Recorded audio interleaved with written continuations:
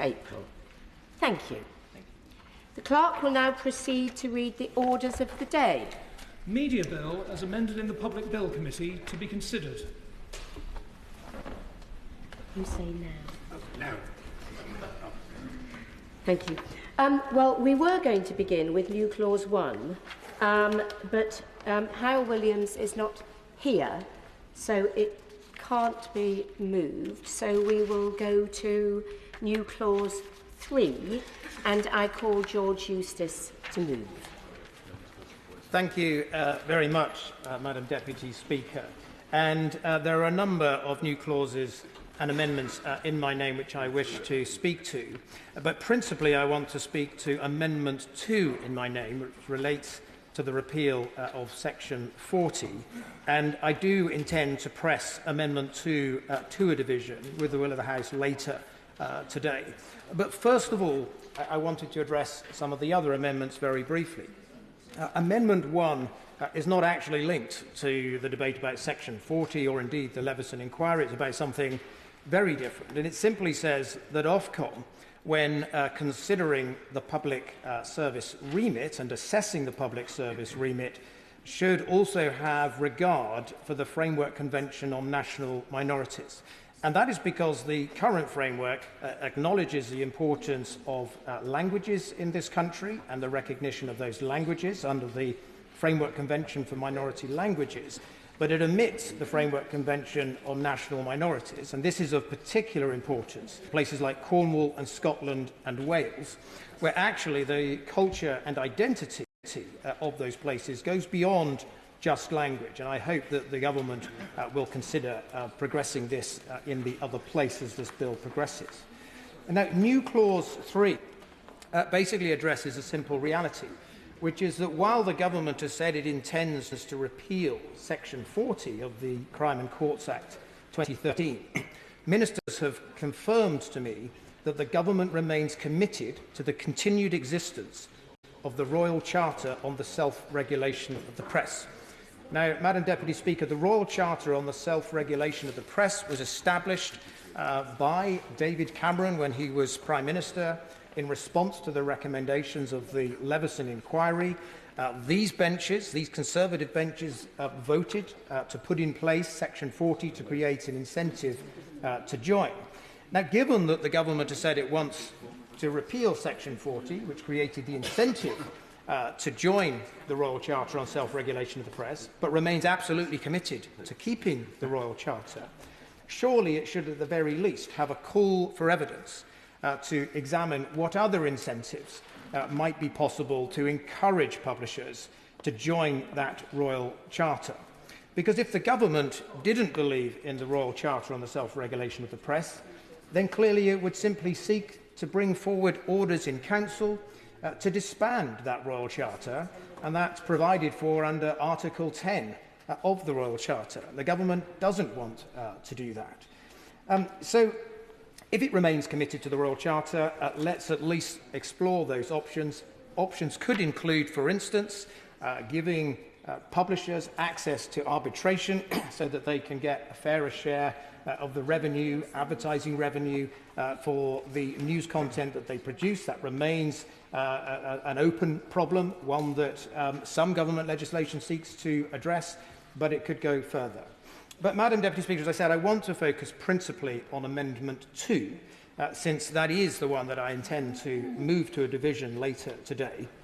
And what Amendment 2 does is simply put in place a more precise cut to deliver the government's objectives. Because Section 40 of the Crime and Courts Act 2013 had two parts to it.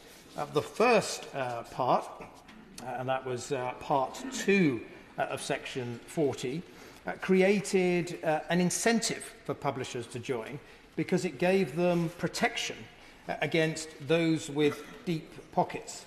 There was a carrot and a stick in Section 40, and the carrot was that if, for the sake of argument, a Russian oligarch threatened a publisher and said that we're going to get Carter Ruck to write expensive letters to you, we will see you in court if you publish this, that publisher would have had protection because they would have been able to say to the rich and powerful, We have confidence in our story. We're going to run it. And if you don't like that story, well, then we will see you in arbitration. We won't see you in court. And if you insist on taking us to court and bypassing that arbitration, you will pay the publisher's costs as well as your own. Now, that, Madam Deputy Speaker, was the carrot. It's the bit that the press never objected to. No one ever raised an objection about that. But there was also then a stick, which is a term I use, but which was subsection 3 of Section 40 of the Crime and Courts Act.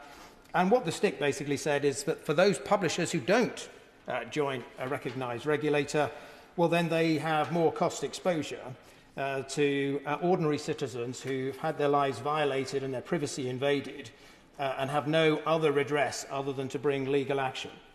Now, the press never objected to the carrot. They only ever objected to the stick. Because they're a glass half-empty type of industry, they, of course, tended to focus on the bit they didn't like rather than the bit that they did like. And they lobbied furiously to have that part of Section 40 removed. And then we come to the 2017 Conservative Manifesto, which was not the best manifesto the party on this side of the House has ever drafted, let's be honest. And probably due to a drafting error, that manifesto pledged not just to remove subsection 3 of Section 40, which is all that was required, and which would have delivered the spirit of that manifesto commitment, but due to probably a drafting error, it committed to remove the entirety of Section 40, which was completely unnecessary. So Amendment 2 removes the stick, but retains the carrot. It removes subsection 3 of Section 40. In this, it delivers everything the press have ever wanted, and it therefore also satisfies the government's intentions here, and it also... I will give way.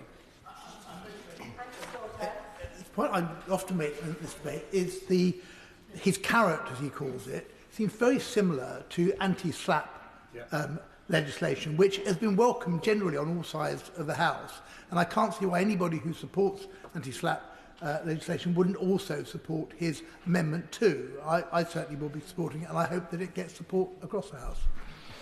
But the honourable gentleman is absolutely right. Anyone who truly believes in a free press, as I do, as I'm sure he does and others do, would actually want to make sure that we could protect genuine investigative journalism and that the rich and powerful would not be able to intimidate publishers with limited financial resources, many of them losing money. They would not be able to intimidate them and bully them off running a story that was essentially true.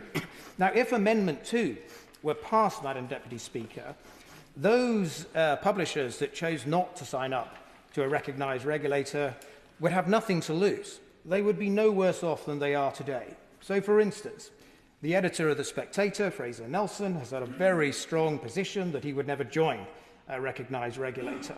It would be open to him not to. He would be no worse off, no better off than he is today, since if something ended up in litigation, he would not be paying both sides' costs.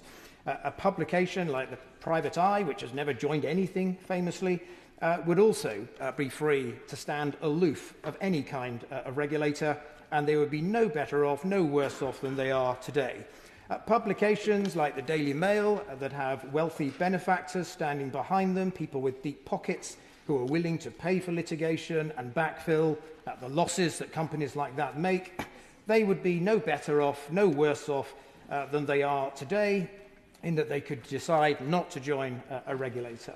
However, for those small, plucky publishers who want to do genuine investigative journalism but don't have wealthy benefactors standing behind them and basically are seeking to do genuine investigative journalism that might attract the attention of those threatening legal action, those would have the option, just the option, of joining a recognised regulator so that they could get protection against that kind of strategic litigation brought by the rich and powerful, people with deep pockets against them.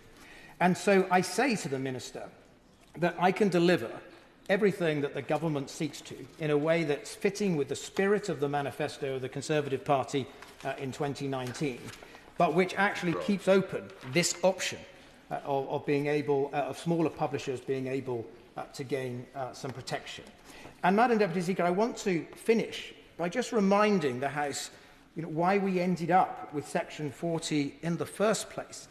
It is because there was a public outcry around what was called the phone hacking scandal, the widespread recognition that a culture had developed that enabled publishers to hack into people's phones. And it was David Cameron, the then Conservative Prime Minister, who established the Leveson inquiry. And it was David Cameron who chose Lord Justice Leveson to chair it because Lord Justice Leveson was known as somebody who was not hostile to the press. And Lord Justice Leveson invested huge amounts of his time into coming up with a very sensible set of proposals. And it was David Cameron who then said we would implement those proposals with cross-party support with all of the parties in this House. And it was the Conservative Whip's office that actually whipped this side of the House to implement Section 40 as David Cameron wished to happen. And then let's remember that in that Leveson inquiry, there were dozens of victims of phone hacking who came forward to give evidence. Why did they do that? Well, they did that because the Prime Minister had set up an inquiry. They felt that that inquiry was sincere and genuine and that they could contribute. We all know as members of this House that we will have sometimes constituency cases where there is extraordinary tragedy that people have been through. And it's painful for people, but often people who've been through such tragedy, they want to know that something good's come from it. And so many of those witnesses who gave evidence to the Leveson inquiry were the parents of children who'd been murdered, who'd had their life rifled through by the media, and they wanted something good to come out of that. And so they went through the trauma and the painful experience of sharing those experiences in order to try and help Parliament wrestle its way to a sensible compromise. So let's have no nonsense from the government front bench. I'll give away no. Let's have no nonsense from the government front bench trying to create some sort of wedge issue. This is a provision that the Conservative government put in place, and the Royal Charter on Self-Regulation was a very conservative approach to dealing with this challenge. I will give way. I'm grateful to my right honourable friend, and forgive me if I've got hold of the wrong end of the stick. He's making a strong case for his amendment, but I have one nagging doubt in my mind, which is that if his amendment passes and we remove the stick, I understand that he believes that that will mean that newspapers are protected from the rich and powerful. But what protection remains for those who are not of means, who don't have the money that they can risk in litigation, to take on those publishers who may have defamed or libelled them, but who are not members of a regulatory body? This is not just, as I say, about the rich and powerful. There could be people who don't have any money who are affected by newspapers, and I'm not clear in his new landscape how they would be affected. Well, my right honourable friend makes a very powerful point, but I'm seeking here to reach a compromise. The argument he makes is an argument for keeping Section 40 in place in its entirety, so that those who don't have financial means and face a publisher who refuses to act within any kind of reputable regulator would have some redress in the courts. And, of course, Section 40, it was only a weighting, a presumption in favour of a particular approach to costs. It wasn't a hard and fast rule, never was. And so he makes a strong case, but I'm seeking to form a compromise here with the House and with the front bench. And if it is their intention to do what the press want, then they can accept my amendment and still look the press in the eye and say, we gave you everything you wanted, which is the removal of the stick, and maybe they hope that they will get some positive coverage as a result of doing this favour, and I suspect they'll end up being disappointed by that between now and the general election. But nevertheless, I'm trying to make a compromise with them. So, Madam Deputy Speaker, I hope that the government will look seriously at this, and I will be. Can my honourable friend help the House by saying whether he had any communication with the Guardian or Private Eye on this proposal? Well, I have multiple conversations with lots of publishers when the original Leveson architecture was put together, particularly around the Royal Charter. And I know that Private Eye has always objected to joining anybody at all. And they would be completely unaffected by this proposal. They're not a member of IPSO. They were never a member of the Press Complaints Commission. They've always remained entirely aloof. and there's nothing in this proposal that affects their position. Nor would there be anything in this proposal that affects, say, the Spectator, who have also got a view that they would not join a recognised regulator. But there will be, as I said, small publishers that want to do genuine investigative journalism, that don't have people with deep pockets standing behind them, who could benefit from this by signing up to a recognised regulator. Many of those are already members of Impress, which is the recognised regulator at the moment, but others may form different regulators or may encourage IPSO, in fact, to join and seek recognition so that they can benefit from that cost protection. So, Madam Deputy Speaker, I do intend to move amendment to a division later. I hope that the government will recognise that they can actually accommodate that and it be consistent with their manifesto commitment. And I hope that we won't hear any nonsense from the front bench about freedom of the press, because what I'm suggesting here strengthens the freedom of the press rather than weakens it. Consultation on section 50. The question is that new clause 3 be read a second time, and it will be convenient to consider during this debate other new clauses and amendments as listed on the selection paper. John McDonnell. Thank you, Madam Deputy Speaker. I'd like to run through a number of the amendments in my name, which have largely been promoted by the National Union of Journalists, although I can comment on the new clause 2 that it does appear a part of the unfinished business of Levison that we need to move on fairly swiftly now to ensure people have proper redress and protections whilst maintaining freedom of the press. Can I go to a new clause? First of all, new clause 21. I want to cover in these amendments a number of particular issues about the protection of public service broadcasting, diversity within the sector itself, media literacy, and the demands for consultation on media changes. On new clause 21, this would add a detailed description of the range of genres which Ofcom must report on whether the public service broadcast have made available, and also give Ofcom the responsibility to measure the extent of public service broadcasting across specific genres and the ability to set quotas if they felt that specific genres were not covered adequately.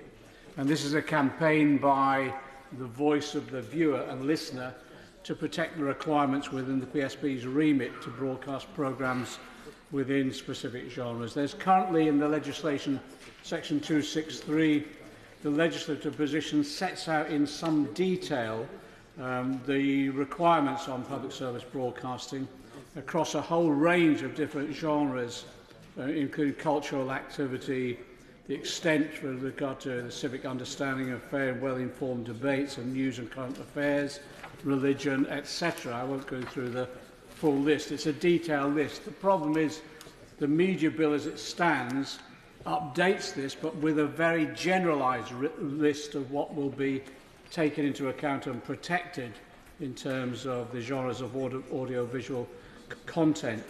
And there's a general concern that this could lead to a number of specific areas, and what's been cited is science or religion, becoming vulnerable. And if taken together, there's still a variety of genres that would there be no specific requirement on public service broadcasters to broadcast.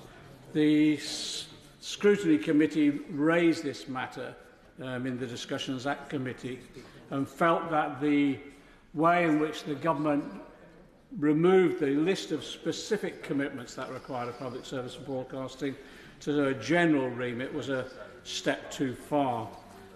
The government's response was that their amendment was simply a simplification. Even the chair of the Select Committee saying the simplification of the remit and enforcement of Ofcom, but it comes at a considerable cost. And there's been a number of pieces of evidence that were submitted to the committee that drew attention to areas where the requirement on public service and broadcasting could be significantly weakened, even to the point of the removal of content overall. And I just quote the example of that was made by Anna McNamee, the Executive Director of the Sanford St Martin Trust, and she was looking at what's happening with regard to the coverage of religion. And the example was best given in 2003, the ITV successfully lobbied Ofcom for its PSB quotas for arts and religious content to be removed. And unfortunately in 2015, Ofcom noticed that the ITV's provision of religion and ethics had virtually all but ceased.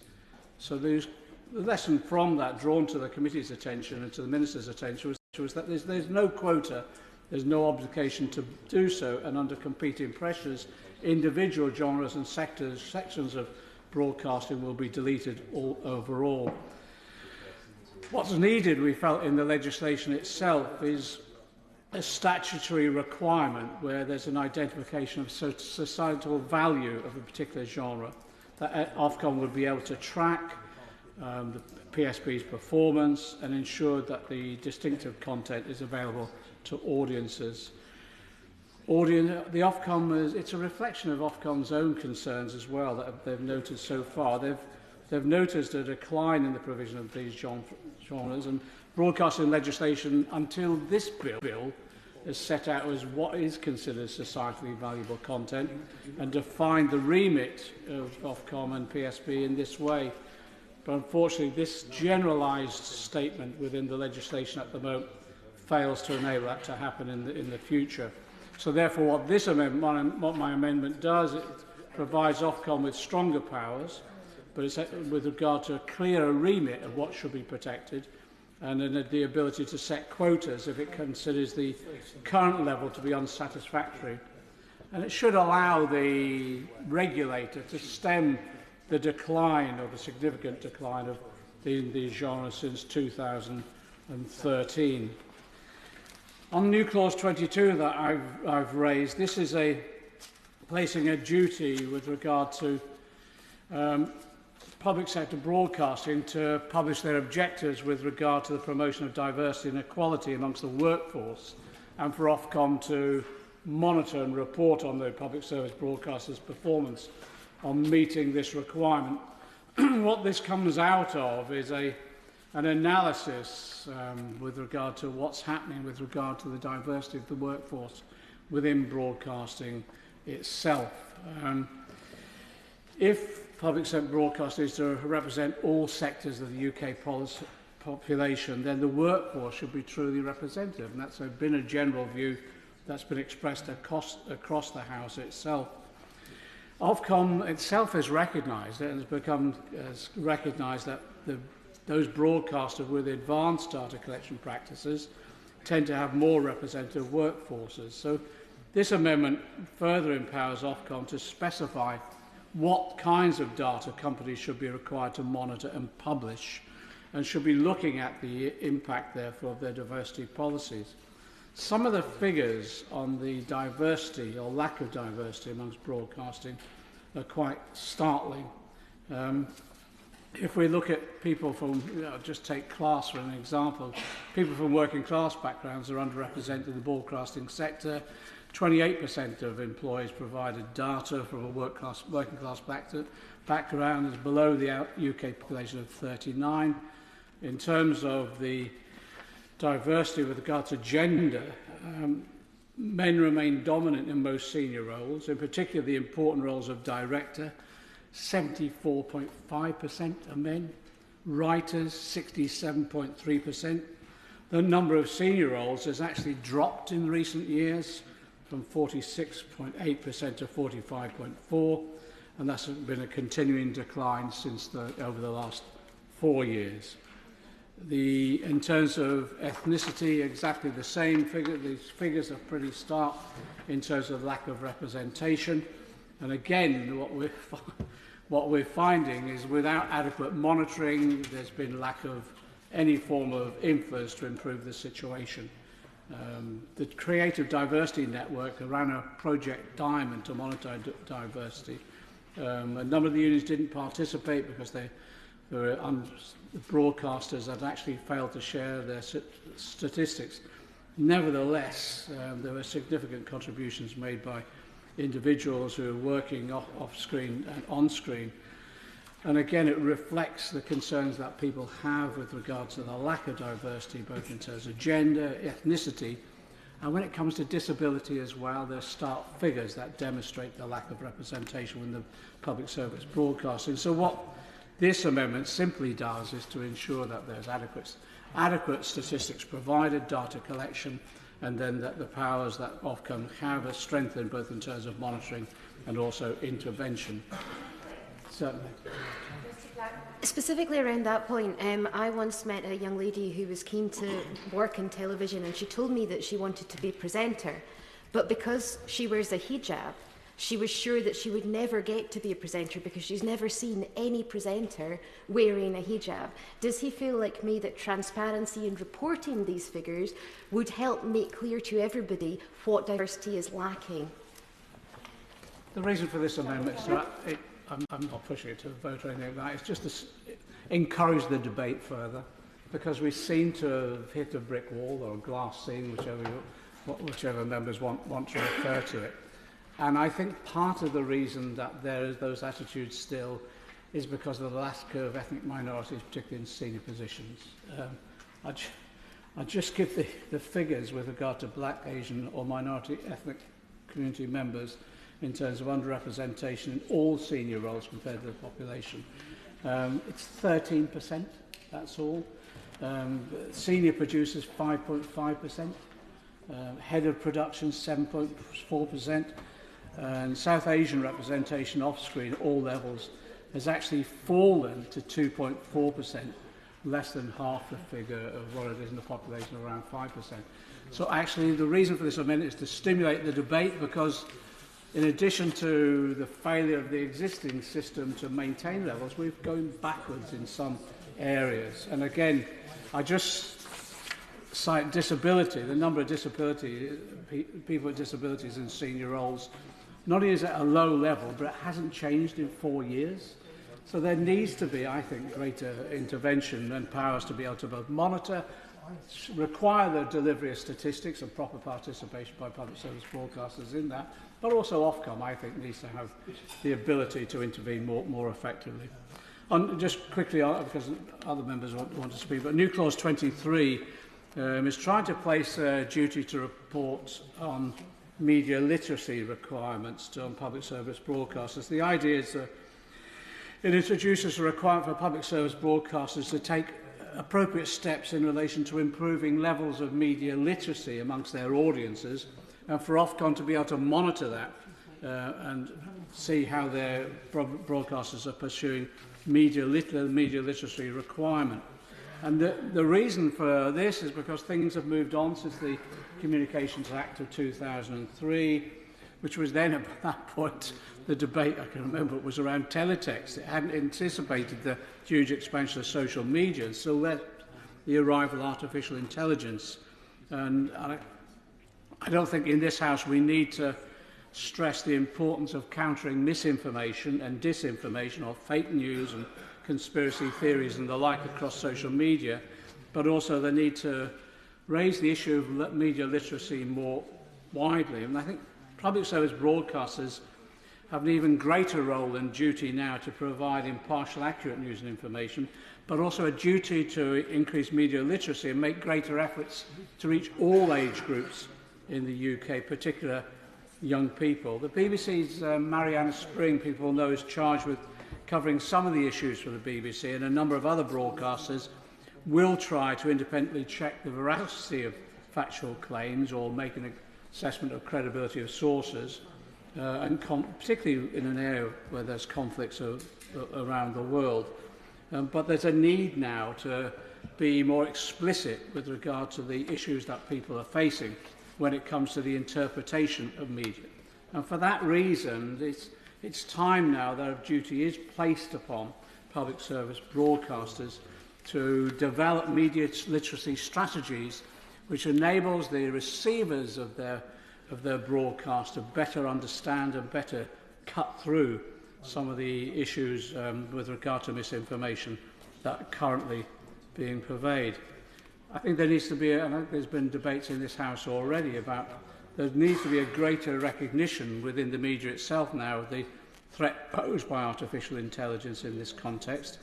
We've already seen the danger of artificially generated news stories and images, reports of inaccurate data used to inform artificial intelligence generated stories, false attributions to journalists and creators, and discovering the use of their likenesses not used without even their knowledge or consent.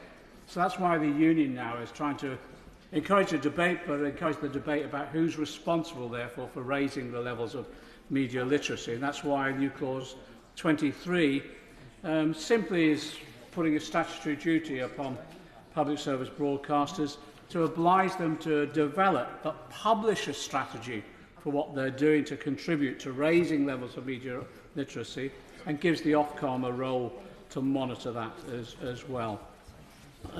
Final two elements for myself is new clause 24. It's about the need for a requirement to report on public service broadcasters' consultation with the public, viewers and listeners. A number of members in the House, we were involved in the discussions with the BBC about local radio services and the cutbacks that were taking place with no consultation with regard to the recipients of the local radio services, the listeners themselves.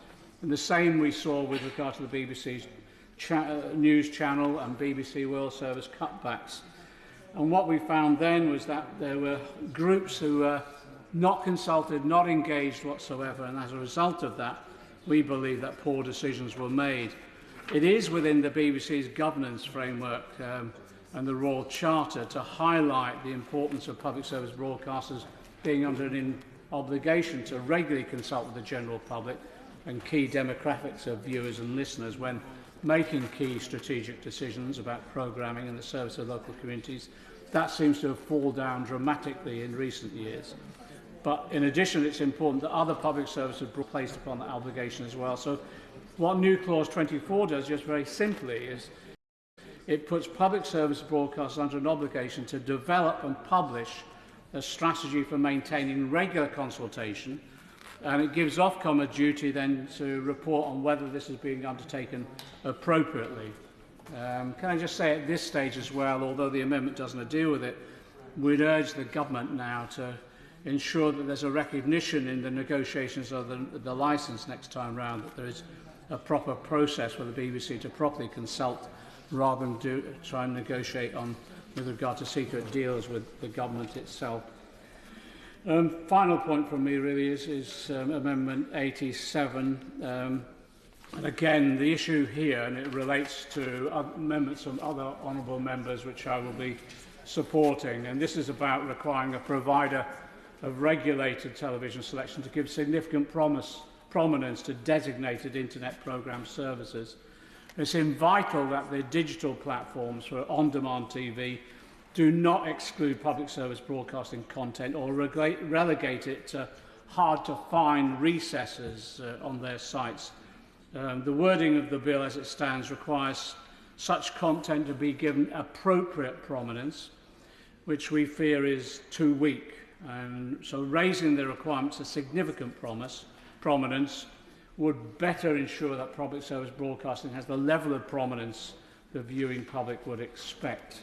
There are other amendments, new clause 5 in particular, the new clause 7 as well, which I would support because it extends the variety and the commitment that there is to public service broadcasting and also the content that viewers would want to see. Thanks, Madam President. Just for information, I intend to call those who have tabled amendments before others. So, John Whittingdale. Thank you, Madam Deputy Speaker. And you are absolutely right. I have an amendment in my name on the order paper which I would like to move. It may be slightly unusual for the person who was the Minister taking the bill through committee to then seek to amend the bill when it comes to the report stage.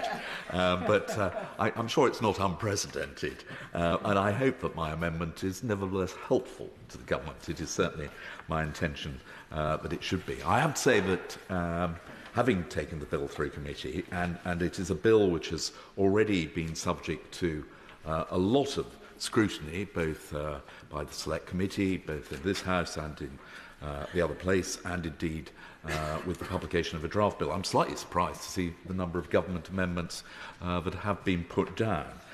Most are relatively minor and technical. I particularly welcome the government amendment to correct the anomaly around independent national radio, requiring them to continue to broadcast on AM, even though that is a means by which fewer and fewer people are now accessing radio, and I think it's right to remove that anomaly.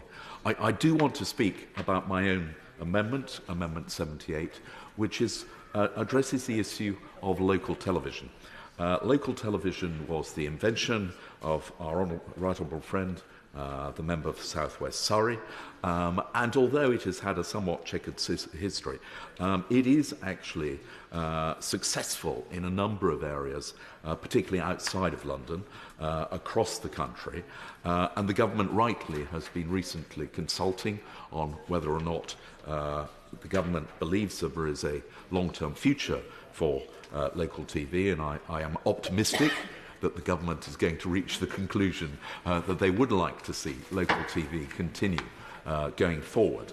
But the purpose of this bill is to ensure that those broadcasters who the government regard as important and making a contribution should continue to thrive in a very different media landscape. And that is the purpose of the prominence provisions within the bill, which safeguard specifically public service broadcasters to ensure that whatever means viewers choose to access television, they can find very easily the public service broadcasters.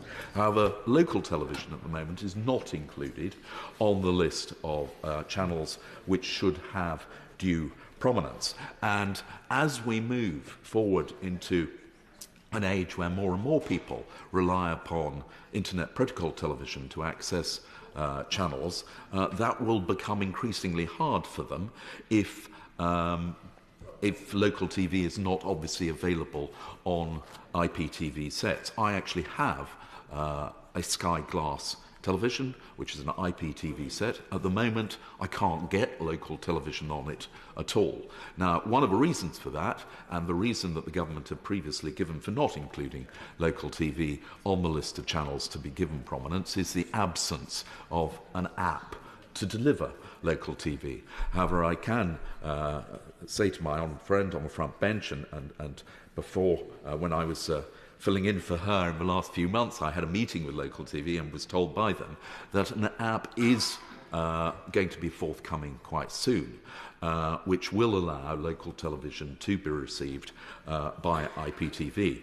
Now, the government has suggested, actually in a letter to my right honourable friend for Tunbridge Wells, I think it is, that nevertheless they see a difficulty that because there is a large number of local television channels, it would be difficult to give all of them individual prominence. However, I am assured by local television that actually they intend to come forward with a single app which is going to be available on a number of major platforms, and this will ensure that a specifically chosen geographical location in the country will receive that specific local TV channel which is appropriate for that area. So we are actually only talking about one app. And in the letter which our honourable friend, the Minister for Sport, sent, he said that the government will continue to monitor this and will consider increasing the availability of local content. But as we know, media bills do not come along every day. This is the single opportunity that we have to update the law covering the range of media services, and it is likely that there is not going to be another opportunity for some considerable time. And so the purpose of my amendment is to allow Ofcom at a future date to make a recommendation for the inclusion of a local TV app as and when it emerges to be included in the prominence regime. And it is to ensure that the bill does future-proof the regime in order that it can be amended in that way. And I hope very much that the government will consider adopting it, and whilst I understand that it's unlikely that they will necessarily accept my own amendment, I would ask the Minister if she will continue to look at this, and if the government believes that it is appropriate, then they will consider bringing forward a government amendment to that effect when the bill reaches the House of Lords. Madam Deputy Speaker, I would also just like to say a few words, particularly about my honourable friend, who recently has moved New Clause 3 relating to the abolition of Section 40. I was slightly surprised to learn from him that the inclusion of a very firm pledge to repeal Section 40, not just in the 2017 Conservative Manifesto, but repeated in the Conservative Manifesto of 2019, was actually a drafting error. I have to say, it did not strike me at the time that either its initial pledge nor the second was it a drafting error. I will, of course, give way. Is he saying that there were no drafting errors in the 2017 manifesto? Policy errors, well, there may have been. I'm not quite sure which others he might be referring to, but I'm pretty certain this wasn't one of them. I'm grateful to him giving way, but nobody ever said that they objected to the cost protections for the press that were contained in Section 40. The arguments against Section 40 were always shorthand arguments that essentially claimed falsely that it would require publishers to pay the costs of others, which only related to one small part of Section 40. My honourable friend is right, but as I think I pointed out to him when we had this similar debate at second reading, the fact is that not a single major publisher has chosen to apply for recognition by the Press Recognition Panel through joining a recognised regulator. But isn't that precisely because the government failed to move the incentives that encourage people to join?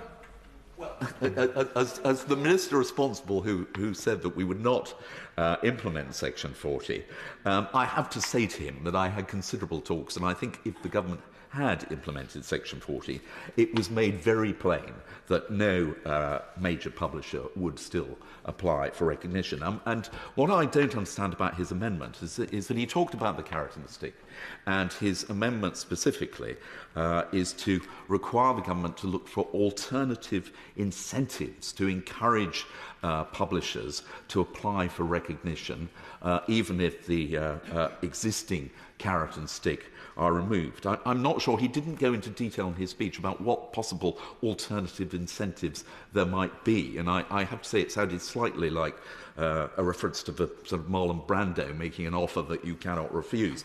The press have been absolutely plain. What they object to is any regulator that carries the stamp of government approval. And that is the fundamental principle which has caused every single publisher to say that it doesn't matter, they will not apply for recognition. I'll give way to mine. But my right honourable friend knows that it is not a government regulator. The Press Recognition Panel was established by the Royal Charter on the self-regulation of the press.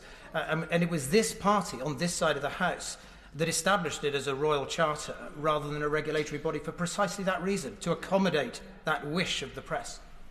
And I say to my right friend, I didn't suggest it was a government regulator, but nevertheless, it is still any regulator that acquires government approval through the Press Recognition Panel is viewed by the press as having a government a stamp of approval which they regard as unacceptable. And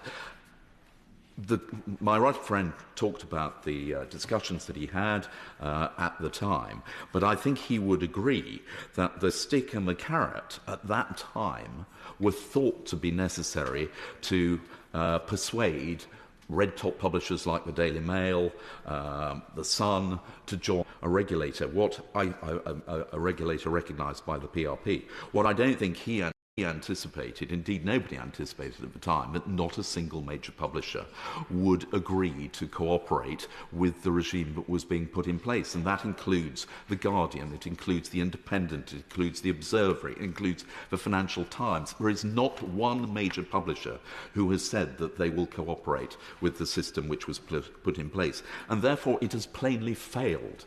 And for that reason alone, it is right that the government should revisit it and remove Section 40 and instead encourage those who do not currently accept the ruling of an independent regulator to go and join the one that is in existence, which is IPSO. But I know my old friend and I are not going to agree on this point, but I would say to him that his suggestion that somehow it was an oversight to include a commitment to repeal in both the manifesto in 2017 and 2019 is simply not correct, and he will be aware of the unanimity across all the major publishers that Section 40 does represent an attack on media and freedom. And I say to him, it is not just the publishers who hold that view, but many of the campaigning organisations, like Reporters Without Borders, have actually downgraded the UK's press freedom rating because of the existence of Section 40, and they view it certainly as an infringement of media freedom. I'll give way to Father Mohat. I'm grateful. This is one of the issues on which my right honourable friend and I agree. And can I suggest those who want to follow this up afterwards should read the book called The Triumph of Laughter by Ben Wilson about William Hone and the fight for the free press back in 1817. The press should not be forced into any government regulation. They should obey the law of the land, and that's it. I'm extremely grateful to my right honourable friend, and I hope this is not the only issue on which we agree, but it is certainly one on which we hold the same view, and therefore, for that reason, I'm sorry that my right honourable friend is going to move to press his amendment to a vote, but I shall not be supporting him on it. I'll give way to the honourable. I'm grateful to the honourable gentleman. We remind ourselves why we're here. It's because small, skinny people, as was described by Alan Bates, the leader of the Horizon scandal complainants, that those people needed redress against the huge overbearing press. And the Hacked Off website has pointed out that in 2021, only 0.6% of over 14,000 complaints were upheld by IPSO. That's a minuscule number, only 88 cases in total. Is that a sign that the current system is working? Well, I don't think you can judge the success simply on the number of complaints that are upheld. And indeed, as we've seen in other organisations like the BBC, you may find that actually a large number of those complaints relate to a single issue, which has generated a great deal of concern. And so I don't think it's as simple as simply to say, well, there are X thousand complaints and only so many were upheld. But generally, I think IPSO is definitely an improvement on the Press Complaints Commission which went before it. It is not perfect, no regulator ever is, and I have been critical myself of IPSO for not having, for instance, actually yet imposed any fines. But I do think that the current atmosphere around the behaviour of the press is very different from that which existed at the time when, for instance, Hacked Off was created and when I chaired the inquiry which was held into phone hacking, which then led to the establishment of Lord Leveson's report. But, Madam Deputy Speaker, I don't want to detain the House any longer. I do intend to press the government, not as far as a vote, but to urge the government to look at ways in which they can support local television through my own amendment, and I cannot support my right honourable friend on his specific point around Section 40. Jamie Stone. Thank you, Madam Deputy Speaker. Thank you very much indeed. I want to really express my gratitude that this bill has been prioritised in this new term, and it's progressing quickly for our public broadcasters. In particular, the legislation is long overdue. On the subject of the PSBs, BBC, ITV, Channel 4, I would like to speak on an amendment that I tabled about the language surrounding prominence. The bill contains provisions that will mean that public service content is given an appropriate level of prominence on online services, which would make it easier to find not only the apps that take you to these firms, BBC, ITV or Smart, but also make it easier to find the traditional TV guide that prioritises BBC, ITV and Channel 4, so that we're all familiar with. However, the Culture, Media and Sports Select Committee made a suggestion, which I have now tabled as an amendment, that the word appropriate is perhaps unhelpfully subjective and should therefore be replaced with significant. the prominence of PSBs is an existential issue that shouldn't be underestimated. So I do ask the government to consider this as the bill progresses. Indeed.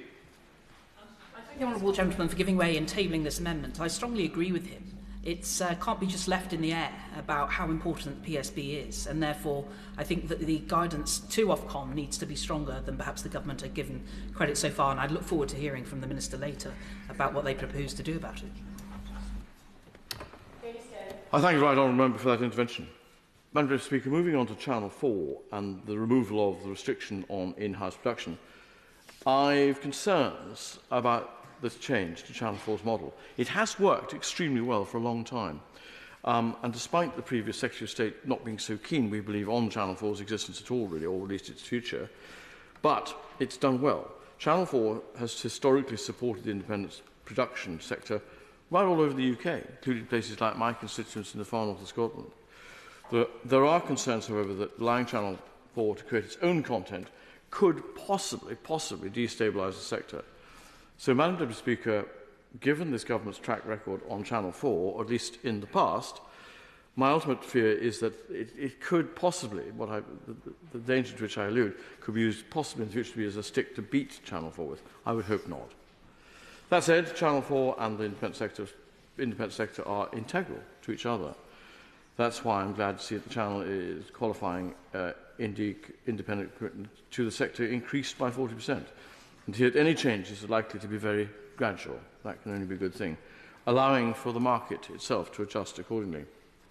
Now, if I can move to the amendment tabled by the honourable member for Worthing West regarding listed events. The government, I believe, must take this forward so that major sporting events like the Olympics, the Euros, Wimbledon and the World Cup remain free to air in their entirety. In an increasingly digital-first world, digital rights must be included, I believe, in the listed events regime. Turning to a subject close to my heart, earlier this week, Ben Stokes said this: England's test win over India was his greatest triumph since he became captain. I think something we can all take pleasure in, regardless of which part of the four corners of this United Kingdom we live in. I acknowledge the nod from my colleague on the Scottish National Party benches, for which I thank him courteously. I do think this shared sort of cultural moment is something that should be available for everyone to watch on free-to-air television. Now, the amendment in my name would see a cricket test and a one-day international on free-to-air TV each summer, and I do hope that members would strongly consider supporting it. When it comes to local radio, something I've mentioned in the past, something that's been beaten me up when I was a councillor long ago, I've tabled amendments 7 to 13 to broaden the scope of the requirements placed on local radio broadcasting licences so that the current scope of local material as news, information and other spoken material and music is retained. If only I could have heard myself say those words all those years ago, but I can see the good that it does. It would not be right for the BBC to be left as the sole provider of local speech radio. And on a similar point, I do welcome Part 6 of the bill, which safeguards the future of the industry as on voice-activated smart devices. Local radio is integral to upholding democracy, a point many of us have made in this place many times. It provides trusted news and information, particularly during an emergency, as we have seen during COVID, and providing entertainment is something especially important for my constituents, who often, as you can imagine, faced very long drives over very large rural areas. Madam Speaker, I want to turn my attention to amendments NC 3, 2, 3 and 4 regarding Section 40 and our press, as is mentioned by many already in this chamber. 10 years ago, as has been alluded to, all the parties made commitments to the victims of press abuse that we would introduce the system of regulation recommended in the Leveson report to protect the public from press wrongdoing. We in this country benefit from a vibrant and rich media, and that is a point that has been made in an earlier UQ. But whereas our broadcasting media is the envy of the world, our print media languishes at the bottom of international league tables for public trust and confidence. However, His Majesty's Government now seeks to repeal, as we know, Section 40 with no plans to replace it with any alternative mechanism of independent and impartial regulation. This not only leaves local and independent newspapers unable to defend themselves against expensive litigation in the form of slaps, but also makes it harder for a normal person to take legal action against a large publisher. It is the point made about those with deepest pockets wins. These amendments offer two ways forward. NC 3 and 4 would permit the repeal of Section 40, but not before there's been a consultation on alternative incentives for the Leveson system. Amendment 2 would repeal that part of Section 40 which would disadvantage unregulated newspapers while keeping the part protecting local independent titles which have done the right thing and signed up for regulation. Under I thought it was intervention. Under either of these proposed amendments, national newspapers, for all their potentially bad behaviour, would face no detriment at all. There's no free speech reason to object them. But they allow us across the House to show our support for the victims of press abuse and the underlying principles of independent regulation. Madam Deputy Speaker, there have been many very sensible amendments to this bill, and I'm glad to see that the majority of us in here, and indeed those in industry, are, for the most part, singing off the very same hymn sheet. The world and way in which our media operates has changed beyond recognitions since the Communication Act of 2003, and I and my party will be very pleased to watch this bill make its way swiftly through both houses so that our legislation at last reflects the world we live in today. And I close, Madam Speaker, I think, in all fairness, by paying tribute to the great efforts that have been made in all sides of this House to make sure that this legislation is fit for purpose. Father of the House, no? Madam Deputy Speaker, I'm grateful to the Honourable Gentleman of Caithness for previewing the suggestion where we're encouraged by public service broadcasters that time-shifted excerpts from listed events should be available. I regret that the test matches are not presently a listed event, but I think that this country would have wanted to see the remarkable parts of the test match this week in India. For those who've had to read press descriptions of Ben Stokes doing a backhanded flip to the wicket, it can be well described by the people like Neville Cardus or his successors, but it's even better to watch it in real life. I believe the number of listed events should be expanded, but even more important, as the BBC and others have reminded us, in many events, especially on the other side of the world, the time shifting means the potential number of people watching at midnight or 4 in the morning might be 400,000. Those who want to watch the next day might be 4 million or 14 million. So I believe that the new clause should be accepted, and I hope the government will say some comforting words. Like many others, I don't propose to push to a vote today, but I do hope that government will respond in a way that will bring forward an amendment or a new clause in the House of Lords, which will have the effect. I could read out the full briefing I've got. I think the point has been well made by the Honourable Gentleman and may be made by others. What is the reason for embracing the future, where it's not just linear television at the time, but there are the opportunities of having other rights? And when so many of the rights are bought by commercial businesses outside this country, what do they care about what happens in one part of world broadcasting framework? So we have to have a requirement so that those who think they can make money by making most people not watch, and those who do watch pay a lot, should be able to get it on ordinary public service broadcasting. And my belief is that for major events, the competition between the public service broadcasters will be sufficient to get a fair return to those who buy the rights. I don't believe in having an auction so that people can buy rights to exclude most people in the country from watching sporting events of great importance. There have been examples of those who are rights holders, and Sky, I think, have done this well, when for some reason one of our national teams has got into a final, they have made it available on normal public service broadcasting as well as on their own service, and I pay tribute to them for that. The second thing I want to say is to follow up the words from the Honourable Member for Hayes and Harlington, talking about the genre in public service broadcasting. I thought I'd put down an amendment or a new clause to have the same effect as his words. I believe that it should be explicit on Ofcom to make sure that public service broadcasters do actually hold to account and get people to explain how they're meeting the requirements for the various parts of public service broadcasting, which can be very interesting and can be fully commercial in terms of large numbers of people who want to watch it, very popular, but aren't necessarily going to be so. And I believe in religion, in science, and in many other areas that the items listed in the honourable member's, I guess, new clause or an amendment are important. So I'd say to people in government, pay attention to what he's said, look to what Colin Brown, for the viewers and listeners, have said, and try to bring it forward so that the requirements are explicit and the responses by the public service broadcasters are open.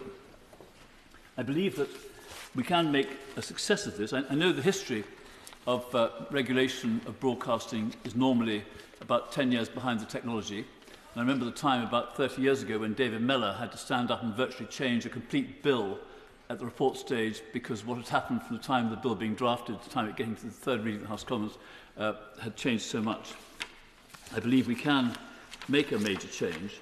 And I think I can sum this up to the government in the words that someone has offered to me, which I think are strongly right. Don't let the opportunity pass by.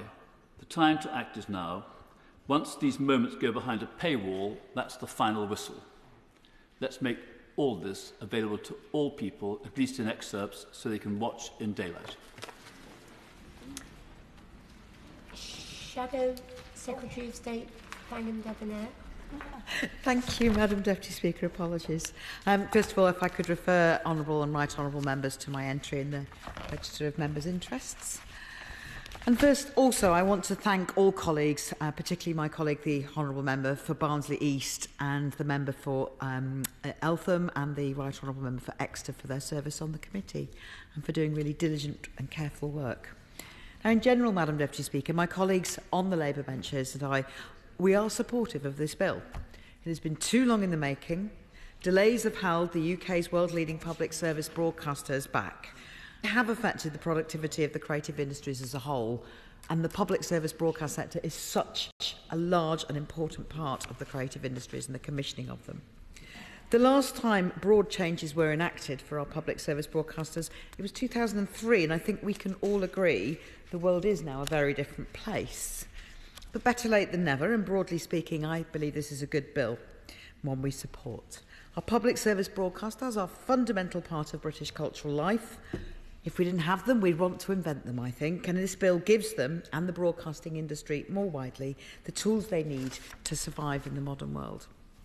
The bill contains crucial measures to ensure that the UK broadcasters can thrive in a digital age by protecting radio services when they are accessed on smart speakers, and by ensuring the fair prominence of public service broadcasters on smart TVs. And I will return to the question of prominence shortly.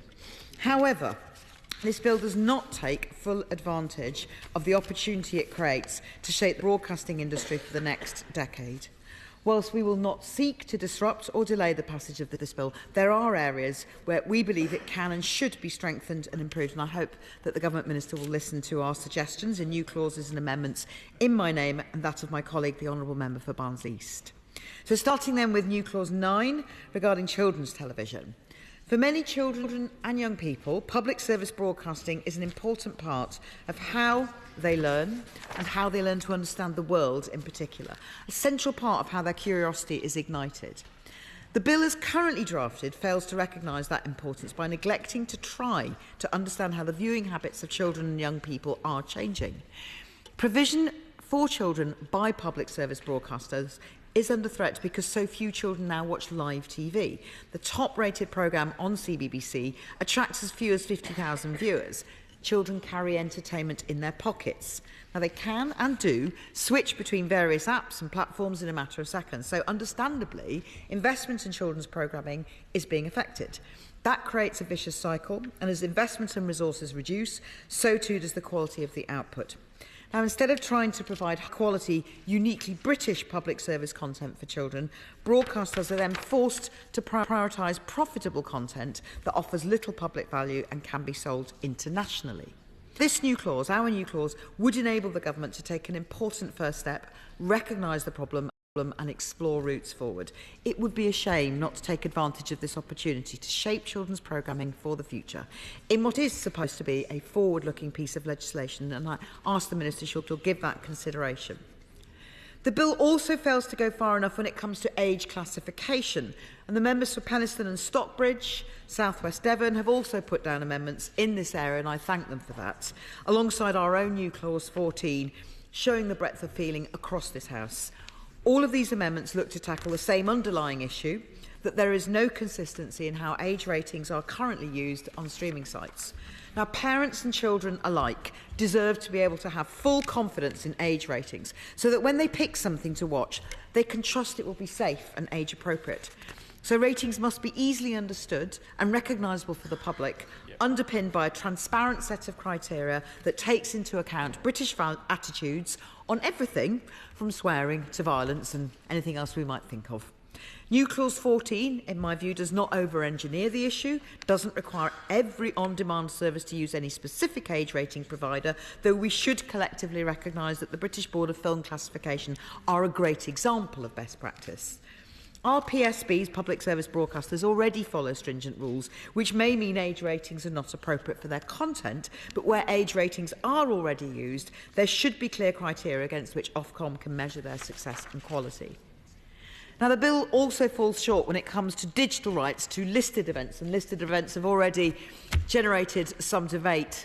And I have a great deal of sympathy with the points made by other honourable and right honourable members about various sporting events. However, this legislation is supposed to contribute to future-proofing our public service broadcasters, and I feel it needs to go further in order to do that. New Clause 10 in our name seeks to address that. Madam Deputy Speaker, as you will know, the rights to broadcast moments of national sporting importance are offered first to channels like the BBC and ITV, enabling the broadest possible range of British people to watch the likes of Wimbledon, Olympics, as others have said. Now, we agree with this aim of the bill, with the aim of this bill, which is to protect and modernise the system, making a few changes to ensure that it's appropriate in the digital age. But unfortunately, in this regard, the bill falls short. By not extending the regime to include online clips and highlights, the bill risks preventing thousands upon thousands of people from feeling the joy of watching British athletes compete on the world stage, for example, or cricketers, particularly when those competitions are happening far away, as happened this week with Ben Stokes and co. So considering that the next Men's Football World Cup and the next two Olympics after Paris 24... Oh, yes, I'm happy to give way. Madam Deputy Speaker, I'm very grateful to the Shadow Secretary for giving way. She mentions sporting events. In addition to protecting the Six Nations for us all in Group A, would she accept that the principle that Scottish, Welsh and all Irish football fans should have the same access to the national team as English fans do at present? Hear, hear. Well, of course I would, and I'm very glad to confirm what my honourable friend from Barnsley East said at committee stage, and I'm very happy to confirm, if he's trying to press me on a specific aspect, that if pushed to a vote we would support the new clause in his name. But I will also be interested to see whether or not the colleagues on my left will support our clause on Gaelic broadcasting, as they seemed not to vote for it in committee stage. So it'd be interesting to see if they take up that challenge as well. Now, it's likely that even in the near future, key sporting moments will take place in the middle of the night in this country. So, despite the fact that Conservative ministers ordered a review of this in 2022, there's simply nothing in this bill as drafted to update the listed events rules so that clips or highlights from these events don't get stuck behind a paywall. Our new Clause 10 seeks to guarantee that action is taken on this issue, but is flexible enough to accommodate whatever mechanisms are identified as most appropriate following their review. I also note the amendment in the name of the Father of the House, which is more prescriptive than ours, but addresses the same issue. If ministers cannot lend their support to either of these amendments, they should at the very least publish the response to the review in full. And I think it'd be helpful if the Minister and the Government could take up the suggestion of my honourable friend that criteria are published so we have a clearer sense rather than this ad hoc debate, sympathetic though I may be to certain sporting events. I think there's the question of national fairness, that's a principle, and there's also a question of what criteria we should use to add to the listings regime. New Clause 12 seeks to fix another problem with the bill, which is that it fails to take the rising popularity of podcasts into account. I've mentioned podcasts before on the floor of this House, and it's given me great pleasure to mention them again when discussing regulation of selection services for audio content. Some 10 million adults listen to podcasts every week, Madam Deputy Speaker. It is emerging as a format that encourages collaboration, new partnerships, interesting discussion, the presence of a range of politicians and other personalities who've got something interesting or unique to say. And I think it may sound counterintuitive, therefore, to exclude this fast-growing audio medium from the bill. The bill, as drafted, guarantees access to the LBC Breakfast Show with Nick Ferrari, for example, but not to the Newsagent podcast. This amendment would, and some of us will be listening to both and expect the similar sort of treatment of both, but this amendment would simply provide that consistency. New Clause 11 is designed to ensure that public service content is available to linear services as well as online. Part 1 of the Media Bill introduces new measures to allow public service broadcasters to meet some of their remit requirements through their online services and on-demand channels. And Madam Deputy Speaker, given that streaming and on-demand is growing rapidly, this seems a reasonable forward-looking change. However, there are still millions of people who watch their television through a traditional broadcast setup. This group of people primarily includes older residents, families in rural areas, those struggling with bills as a result of the cost of living crisis, and it's crucial that they are still able to access public service content as usual. So this particular amendment would give Ofcom the means to assess whether public service broadcasting delivery on linear services is adequate. If Ofcom finds that provision is inadequate, it would then have the power to set binding quotas. Now, I mentioned new Clause 13, which encourages the Secretary of State to consider and take advice on whether a Gaelic language service should be recognised as a public service broadcaster in its own right. Raised by my honourable friend in committee stage, BBC Alba, the Gaelic language television service provided by MG Alba and the BBC, is a huge asset, providing a wide range of high-quality programming for speakers to enjoy and sustaining around 340 jobs, half of which are in economically fragile areas.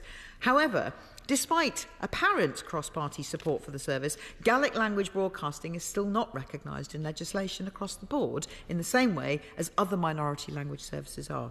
Now, that's not to say that Gaelic language broadcasting can be directly compared with Welsh broadcasting, for example, but it does acknowledge the importance of language to our cultural life.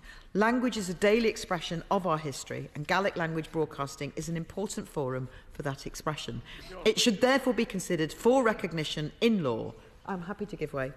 I do thank the Honourable Lady for giving way. I think it's worth pointing out within the context of Gaelic and Welsh, and I hate to say this, I really do hate to say this, but the situation with Gaelic is very precarious indeed.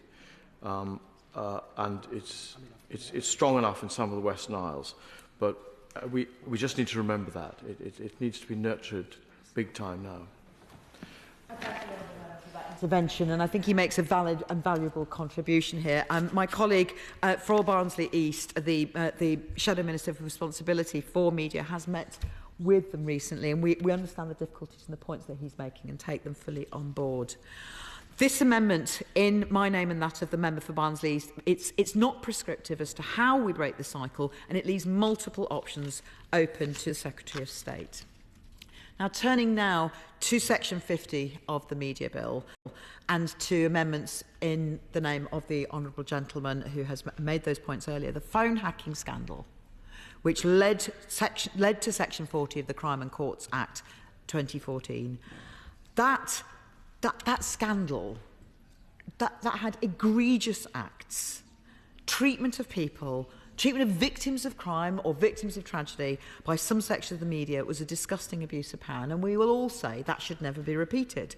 And the majority of British journalists are decent and honourable, but there are some who even now continue to drag the good name of that profession into disrepute. That's a profession that is a cornerstone of our democracy, and it is important that the public is able to trust them. And at the moment, we are at risk, and certainly before Section 40 was created, before that scandal was exposed, we are at risk of the public losing faith in the profession of journalism. Now, we want a regulated press on these benches that is done in a way that makes them accountable for their reporting and meets the highest ethical and journalistic standards.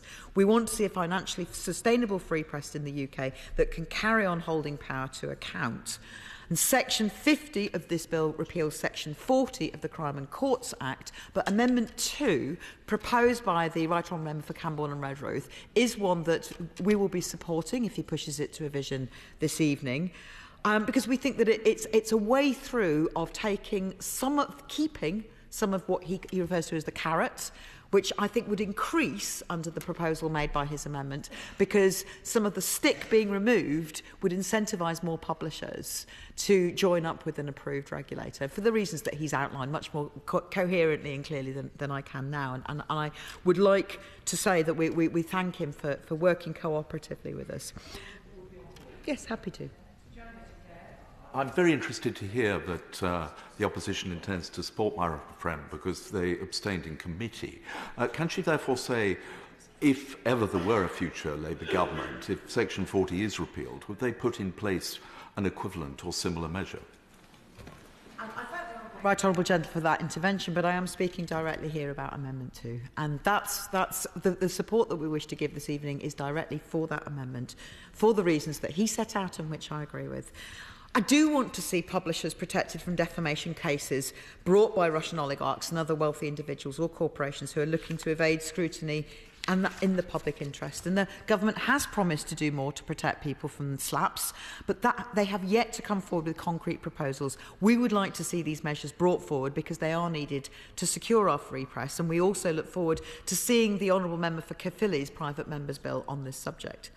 There's also a really important principle that ordinary citizens should be able to access justice. And as the Right Honourable Member has referred to, removing the stick part in his Amendment 2 if it would encourage more publishers to join the approved regulator, that would bring more complainants into scope for the arbitration scheme. And that's another reason why we are supporting this.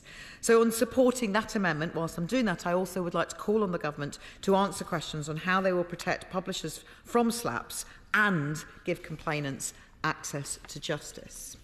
So I would like to acknowledge the amendments and the new clauses tabled by my friend, the Right Honourable Member for Hayes and Harlington. In addition to covering many of the issues I also support and am interested in, he clearly cares for the care that public service broadcasters should take when it comes to consulting with their audiences and fully representing those audiences throughout their workforces and their outputs. It's a question that I ask every culture, media and sport organisation that I meet. Where are women? Where are people of colour? Where are people from working class communities? And those questions, in my view, have to be answered both horizontally and vertically. And he made that case extremely well. So before closing, I'd just like to raise a couple of concerns for the Minister regarding the amendments proposed by the Government. Those are our Amendments 37, 38 and 39.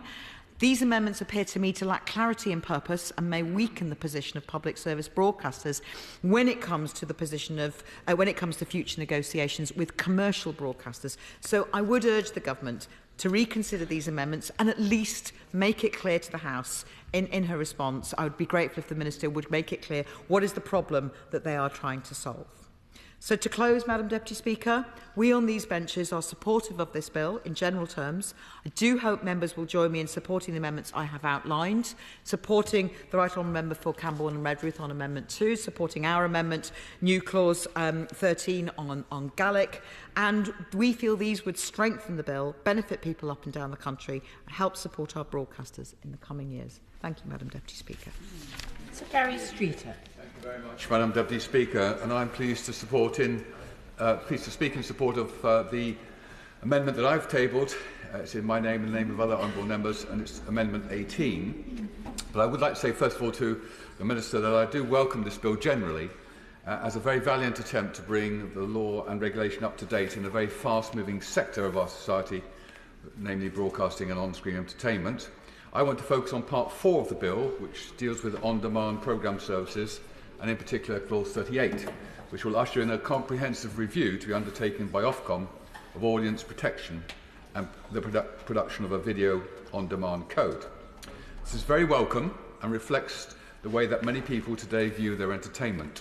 My two eldest grandchildren, aged 19 and 18, very rarely watch anything on television, but always on their tablets or smartphones, and they've got absolutely no concept of seeing what is on the box tonight, and maybe even recording it, as my wife and I still do, but they simply source and download what they want, when they want it, and they watch it on video on demand.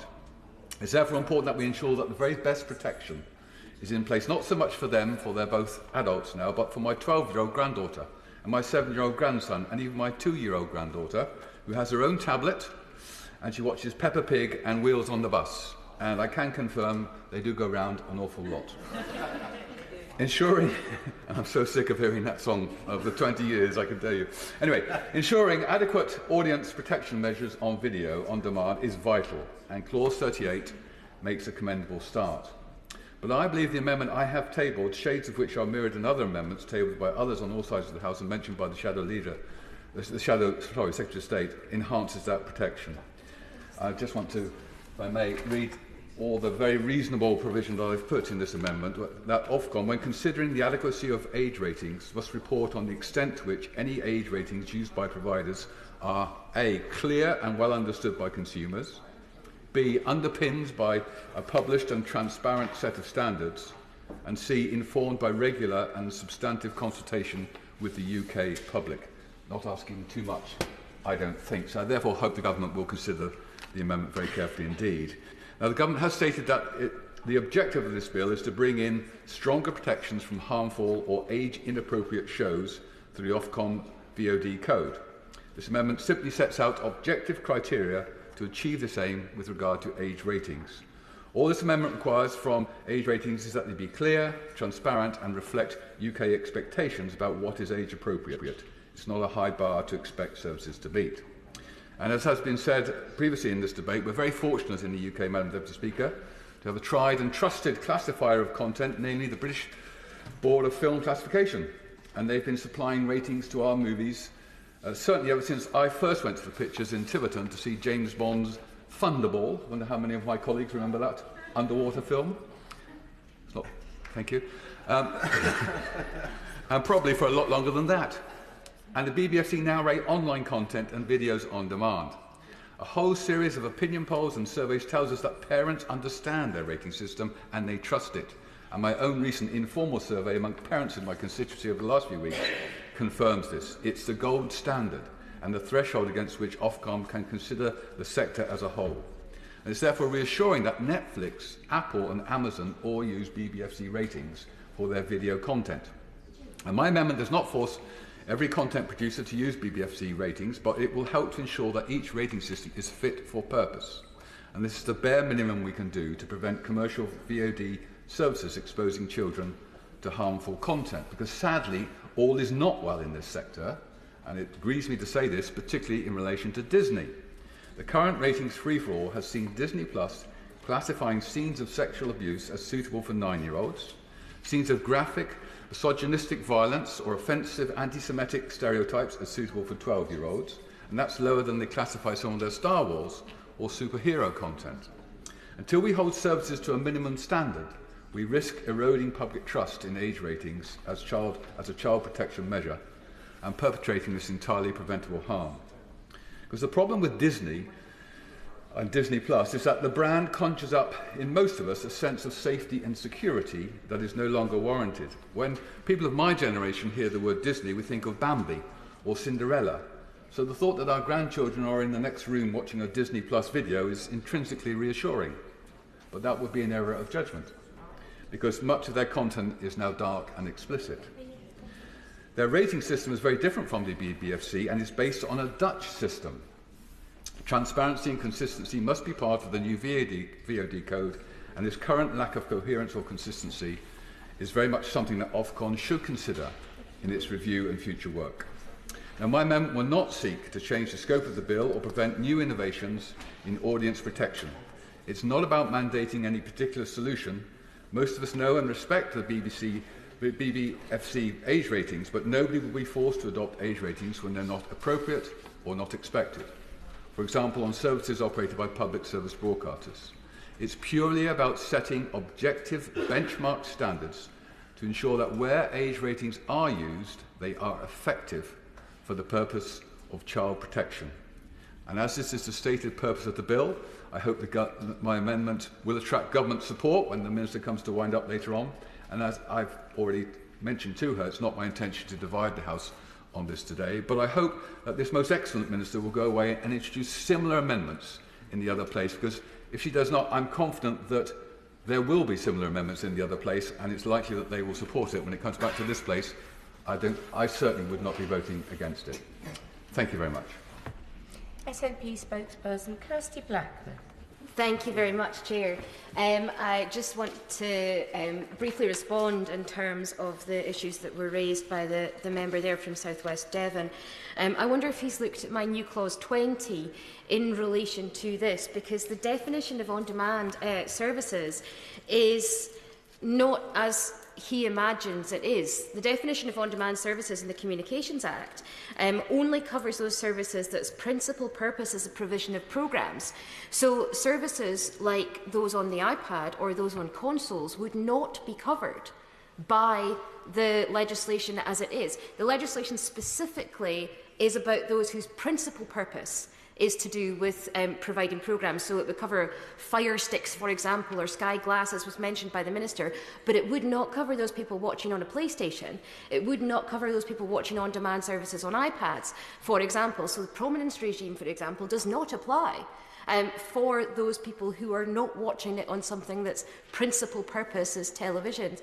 So anything in this bill that relates specifically to on-demand services, even when it comes to age ratings, for example, or when it comes to some of the requirements that we're putting on on-demand services, only applies to Sky Glass, Fire TV, those sorts of things, which is why I've put down my new clause 20, which is looking to amend this, recognising that as a number of members have pointed out, this is moving incredibly quickly. The way that we consume media changes on a very, very regular basis. It's certainly changed dramatically in the 20 years since the media bill was the last media bill was put forward.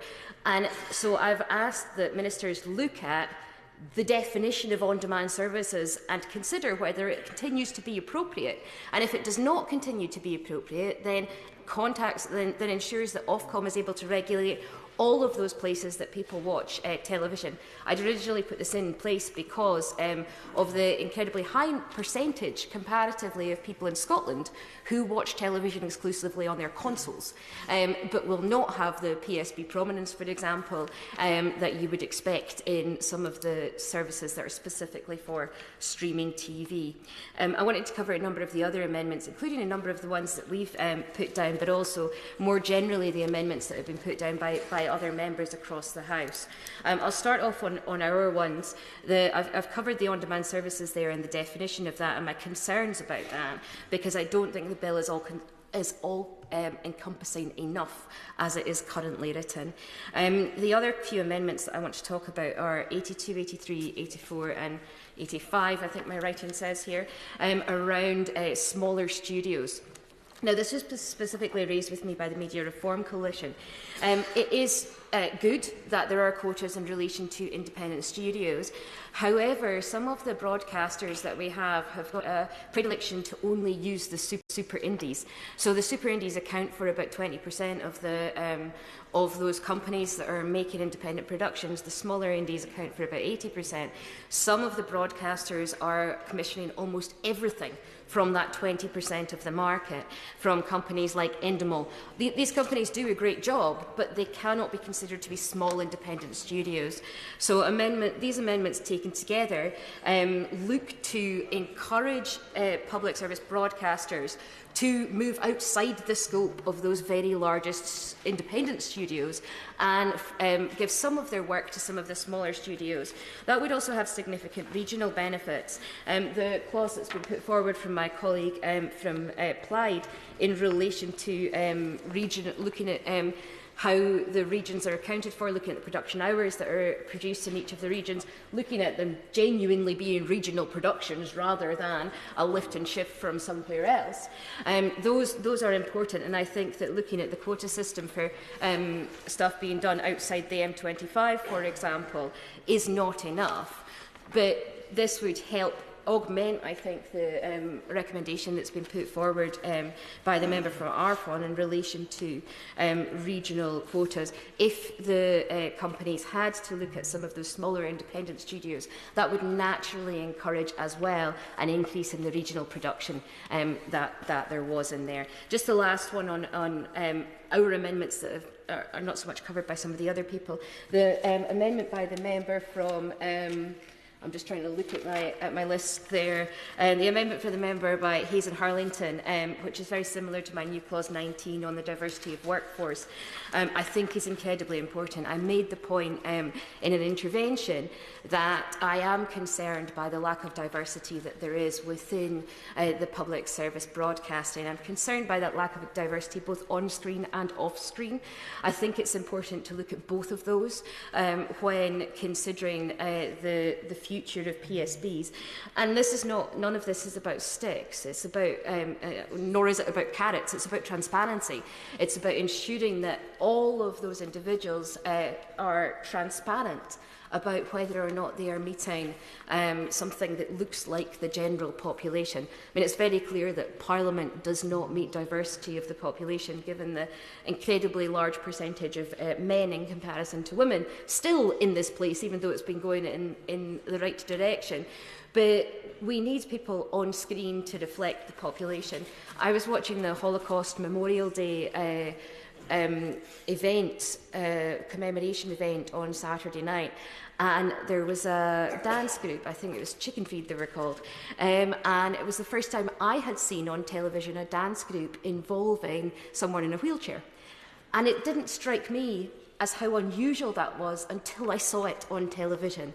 And then I thought, why is this not more common? Why are we not seeing more people who look like the general population on TV on a more regular basis? It was one of those moments that brought it home to me how rare it is to see people with visible physical disabilities or in wheelchairs on television at all, but certainly not in a dance group. And it was an amazing dance. If you get the chance to look it up, it was really, really impressive to watch and incredibly powerful in that regard.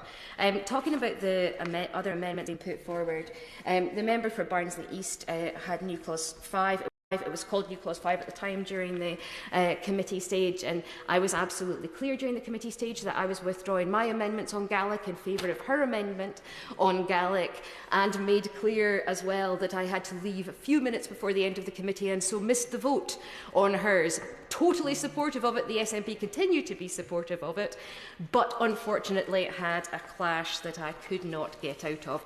And unfortunately, we only had one member on the committee, so I could not have somebody else vote for that amendment, but we continue to support it. Both myself and the member from Barnsley East, and in fact the member from Arfon, spoke during the committee stage in favour of the protection of the Gaelic language, in favour of the importance of the Gaelic language, as spoken in Scotland, being used on television. I mentioned during committee stage the importance for places in Scotland, for example, that Gaelic is very minority language, so there's Gaelic medium education in Aberdeen, but people in Aberdeen are much less likely to be exposed to Gaelic outside that education system. And so things like Gaelic children's TV are even more important in Aberdeen than they are in places where Gaelic is more widely spoken, in order that children and young people can be exposed to and immersed in the language, rather than only seeing it for the few hours a day that they're at the Gaelic playgroup or that they're at school. We continue to support it, and in fact I've had much communication from BBC Alba in relation to this, and continue to support the work that they do, and to encourage the government to do what it can to work with both the Scottish Government, BBC and BBC Alba, in order to ensure that the future continues as it is, that there's clarity about the future of funding there, and that everybody agrees on the importance of Gaelic. And to be fair to the Minister who was there during the course of the committee stage, he was very clear about his support of the Gaelic language as well. I think it was very much a cross-party agreement. However, it still doesn't have the prominence in the bill we would like it to, despite the feeling in the House all being in favour of it. So anything that the government can do to improve the prominence of Gaelic in the bill would be great. My honourable friend, give way. Yes. I'm very grateful to my Honourable friend for giving way. I just would emphasise the point that she made earlier on in respect to the Gaelic language, that in terms of language planning, extending the domain of the minority language is extremely important, and the domain in that sense encompasses the media, and including television and radio. And so I think she's perfectly right in making the argument for Gaelic television to be picked up in Aberdeen as well as in the Western Isles. Yeah, good point. I thank the member from Arfon for that, backing up my point in relation to that. I think we're very much on the same page. And I am pleased at how much Welsh language TV has changed and moved in recent years, and actually congratulate him for his personal work to ensure that happened. He was very clear about the history during the course of the committee stage, and it was incredibly interesting to learn about that. A few other things in relation to this, the comments and amendments that there are in relation to age ratings, I absolutely agree with. I agree that there should be consistency in relation to age ratings, and that Disney are tending to duck their obligations in this, and it does make it more difficult for parents to make sensible decisions. The Shadow Minister talked about children's television and the way that children access some of the television that there is. One of the issues that I've got is that children in more deprived households are less likely to have access to smartphones or to online systems, and therefore it may be that the only way that they are able to get good children's content is through the public service broadcasters, is through those free-to-air services. So I think, just to reinforce her point there, it's incredibly important, therefore, that is protected. It's incredibly important because of the discriminatory and differential impact that it would have on the most vulnerable children, on those who are least able to access educational programming of any sort because they only have access to free-to-air services as they air. That's another reason that it's really important to protect that children's television and to ensure that the good quality children's television is provided. I continue to talk about and think about the importance of both CBBC and CBeebies. When my children were young, there are other services available out there, but they are ones that 10 or 12 years ago really were at the centre of what children and families were watching, and I hope that they continue, or that they do produce those high quality programmes that are incredibly useful and interesting for children and for families.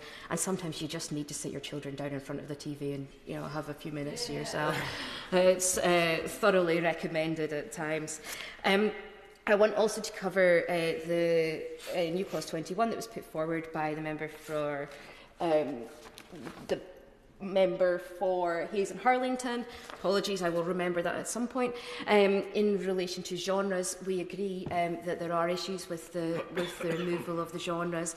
I hope that the government will at least agree to keep a watching brief on this, and to be willing to ensure that Ofcom can change genres or encourage extra genres in a slightly more easy way than they currently can. The problem is that it's quite an onerous process for there to be any changes made to this, and therefore, should there be problems identified, it will be very, very difficult for the government to walk back from the position that they're putting in this media bill.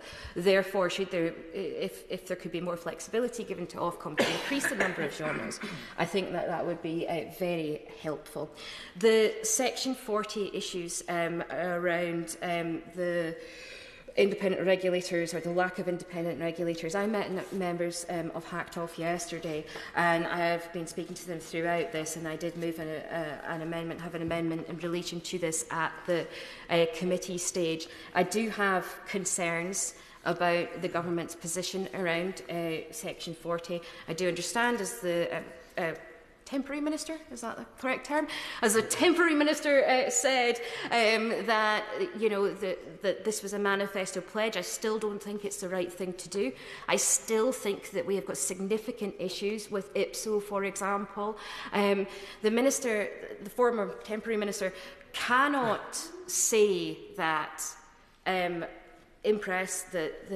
is a state regulator and say that it's not independent, while at the same time stressing that IPSO is an independent regulator. Either they're both independent or neither of them are independent. A press-backed regulator and a state-backed regulator, which would probably be closer to my definition than the definition that he has. I think that IPSO is not independent. Many people think that IPSO is not independent. If you look at the results and the number of people that go through IPSO processes and do not get the recourse that they wish, or that they hope for, or that natural justice would give them. I spoke to an individual yesterday whose daughter died, and the filming of that was put on a national newspaper website. The filming of the moments seconds before, or portions of seconds before the young woman passed away, was posted on the website. And IPSO found that this was not intrusion into grief. It is against natural justice that this could happen. And the individuals from Hacktoff, the individuals that gave evidence to the Levison inquiry, were told clearly by those in charge at the time, we will make changes, we will ensure that there is recourse. They were promised by those in the most senior of positions that change would happen. And 12 years on, they are still sitting, waiting for any meaningful change to occur. And it is not the case that they, having been through everything that they've been through, should be continuing to have to fight this fight in order to simply get the press to behave with a little bit of compassion and common sense. So I do have massive concerns about the government's point of view. I will be supporting the amendments that have been put forward by the member from Camborne and Redruth. I had a slight preference for New Clause 3 rather than Amendment 2, given that New Clause 3 is very similar to the one that I moved in committee.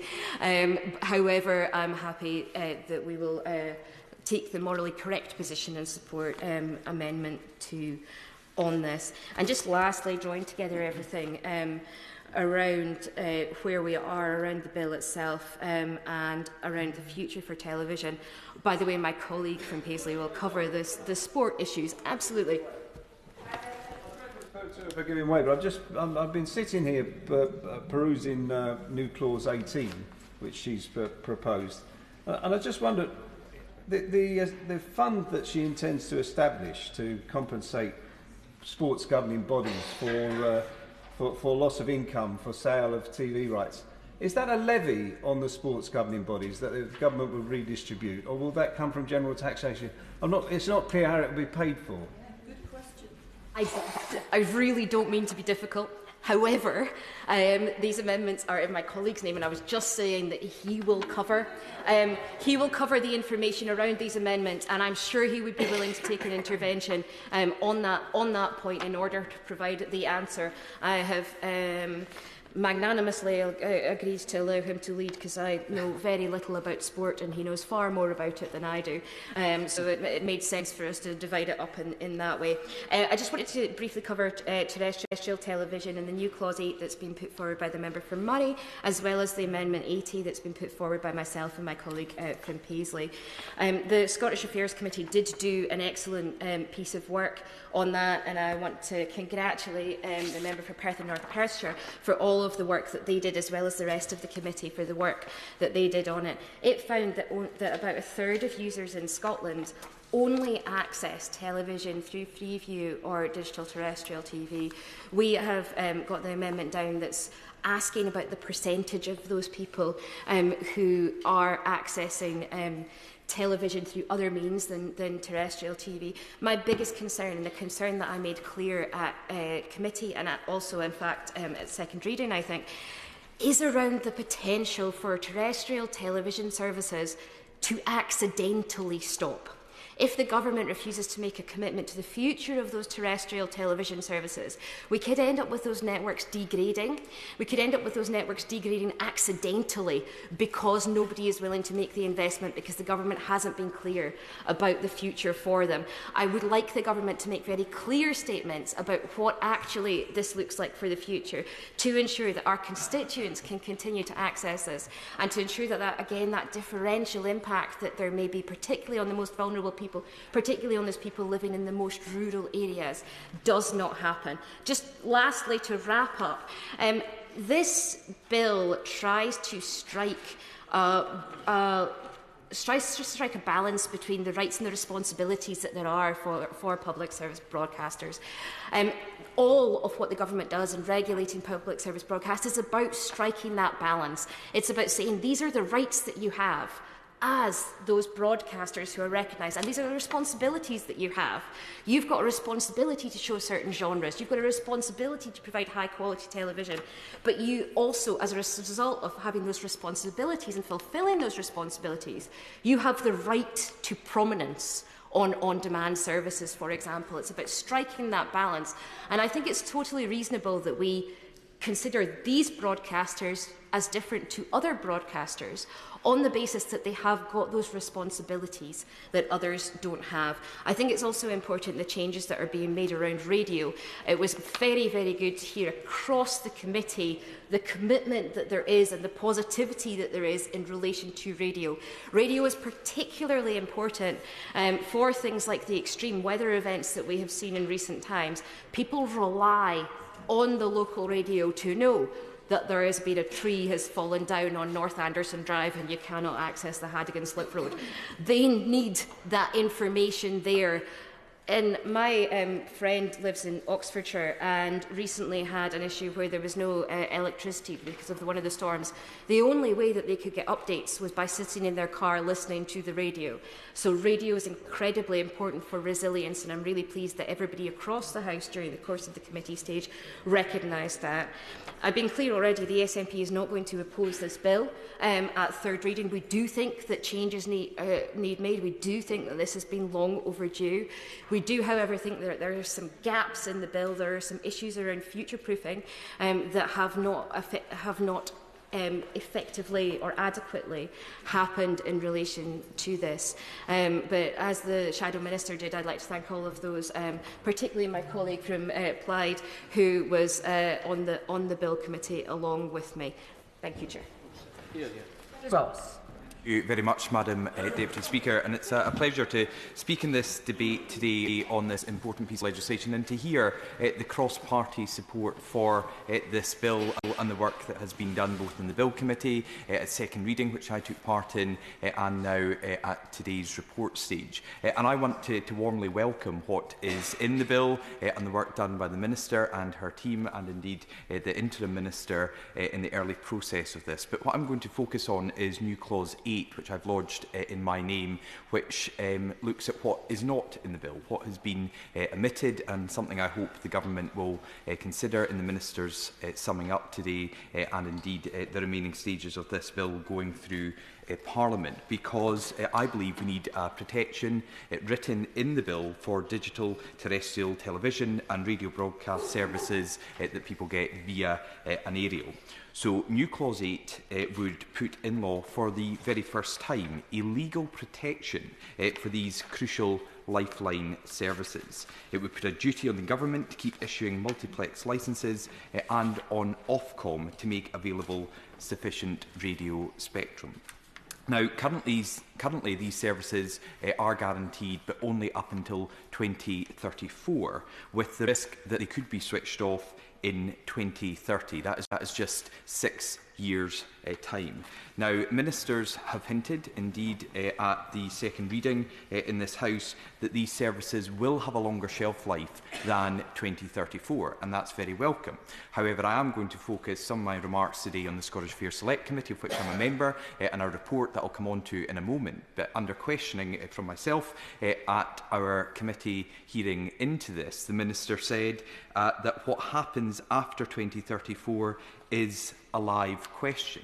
And I agree, that is a live question, which is why we need a live answer to this issue going forward.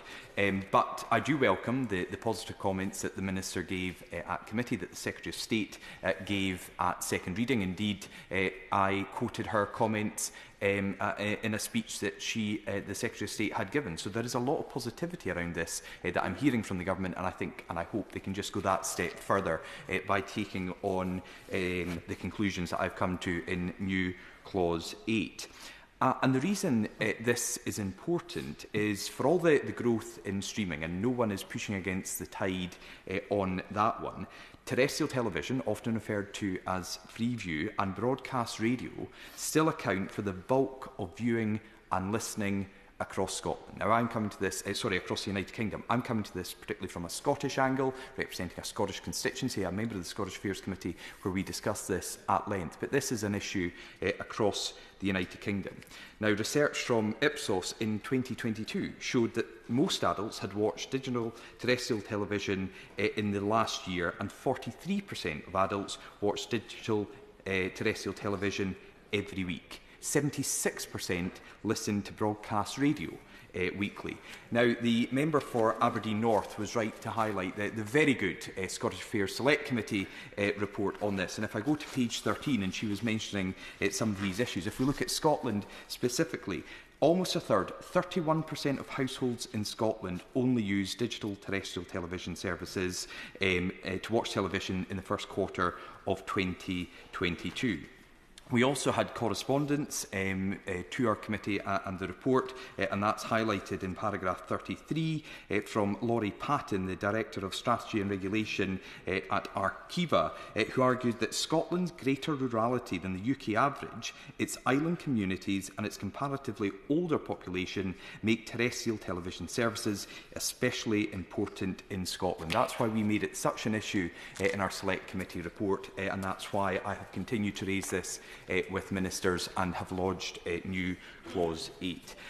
The Honourable Lady for Aberdeen North was also absolutely right to focus on not just how important it is for people in rural communities, older populations, but also some of the most vulnerable in society. And there is a campaign group, Broadcast 2040 Plus, who have assembled a coalition of groups representing those who rely on broadcast services the most. They include older people who rely disproportionately on terrestrial television. Now, 80% of those 75 and above only watch their media, their news, their programmes through this means, and they often struggle to access IP content. Now, Age UK is a member of the Broadcast 2040 Plus coalition, and Caroline Abrahams, their charity director, said this: "While broadcast television and radio is enjoyed by many across the UK, it is especially important for older audiences, particularly those on low incomes living alone."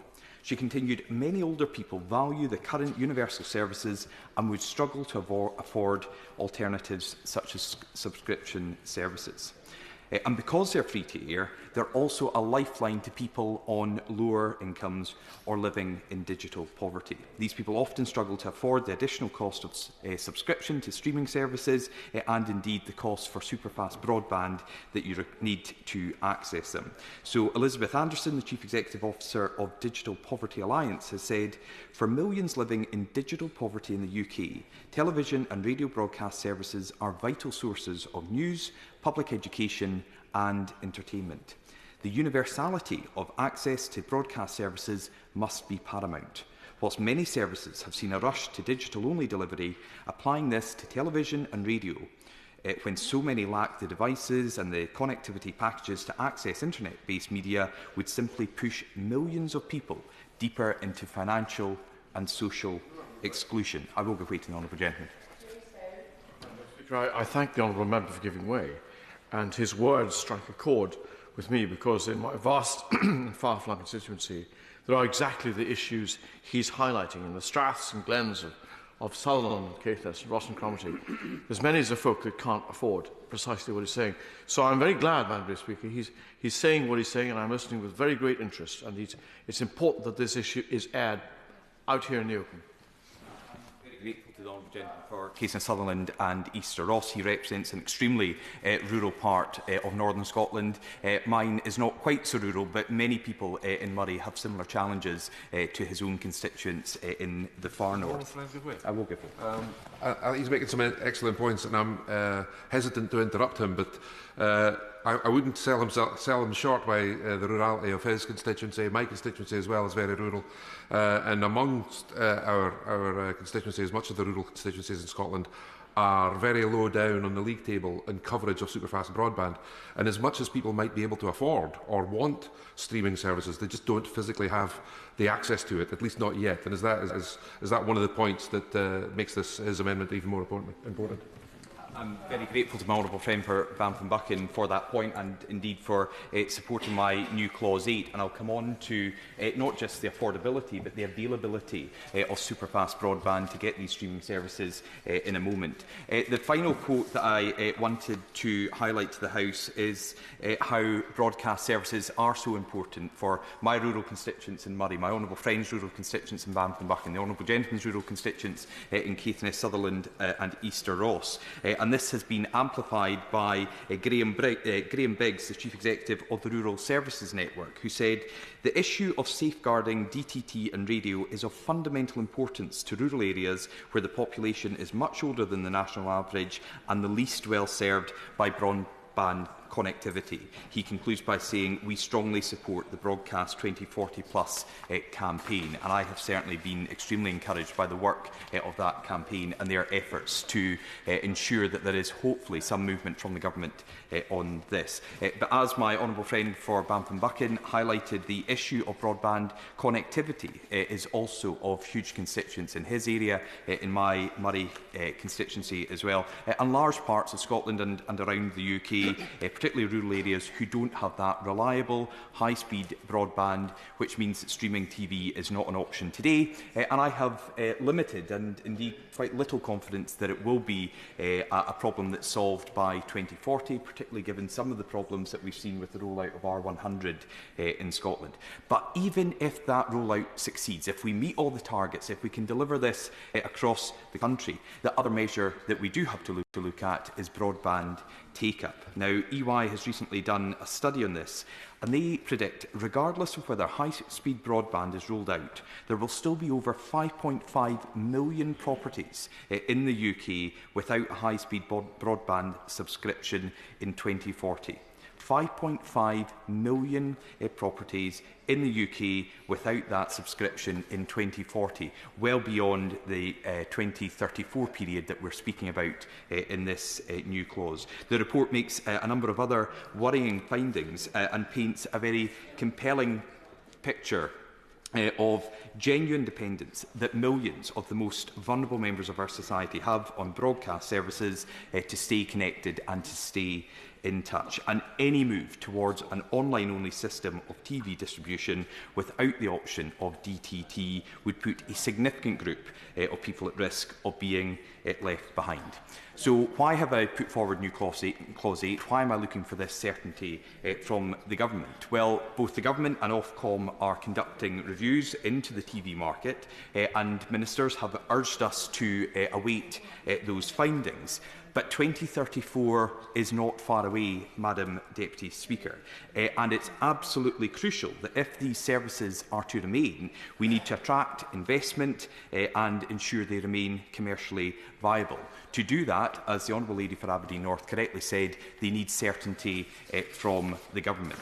So the danger is that without that longer-term certainty beyond 2034, which the Minister has already accepted is a live question, broadcasters might run down their services and the technology might not be updated. If they get the certainty from the government, they can put that investment in to ensure that people are not without these crucial services and are not left isolated as a result. If the commercial viability of the service is lost while millions of people are still relying on it, then there is a real risk that it would be the government, perversely, that would have to step in and use taxpayer money to keep the service going. So I'm hoping I'm putting this forward in a constructive way to the government, that not only can they help to keep people connected, but maybe in the long run they would also be saving taxpayer money. Surely it is far better to provide the longer term guarantee now that will enable that investment and deliver good quality universal service for years to come. I'll conclude, Madam Deputy Speaker, by thanking the Minister, the Interim Minister, the Secretary of State and others who have listened to my concerns concerns on this. I met with the Minister just last week, and I will continue the dialogue on this because I think it is a crucially important element that we should be debating in this House and hopefully can get some movement from the Government on this. But as the Right Honourable Gentleman for Maldon said, media bills don't come along very often, so this is an opportunity for this Minister, this Government and her department to take this media bill, to take new Clause 8, to bring forward what I am putting in that amendment onto the face of the bill, to give that guarantee going forward, to allow the investment, the commercial future for DTT and ensure people in Moray, across Scotland and around the UK can continue to rely on those services for many years to come. Thank you. Hywel Williams. Thank you, Madam Deputy Speaker. And I first apologise for my late arrival at the debate at the start. I seriously underestimated honourable members' capacity for brevity in the previous business.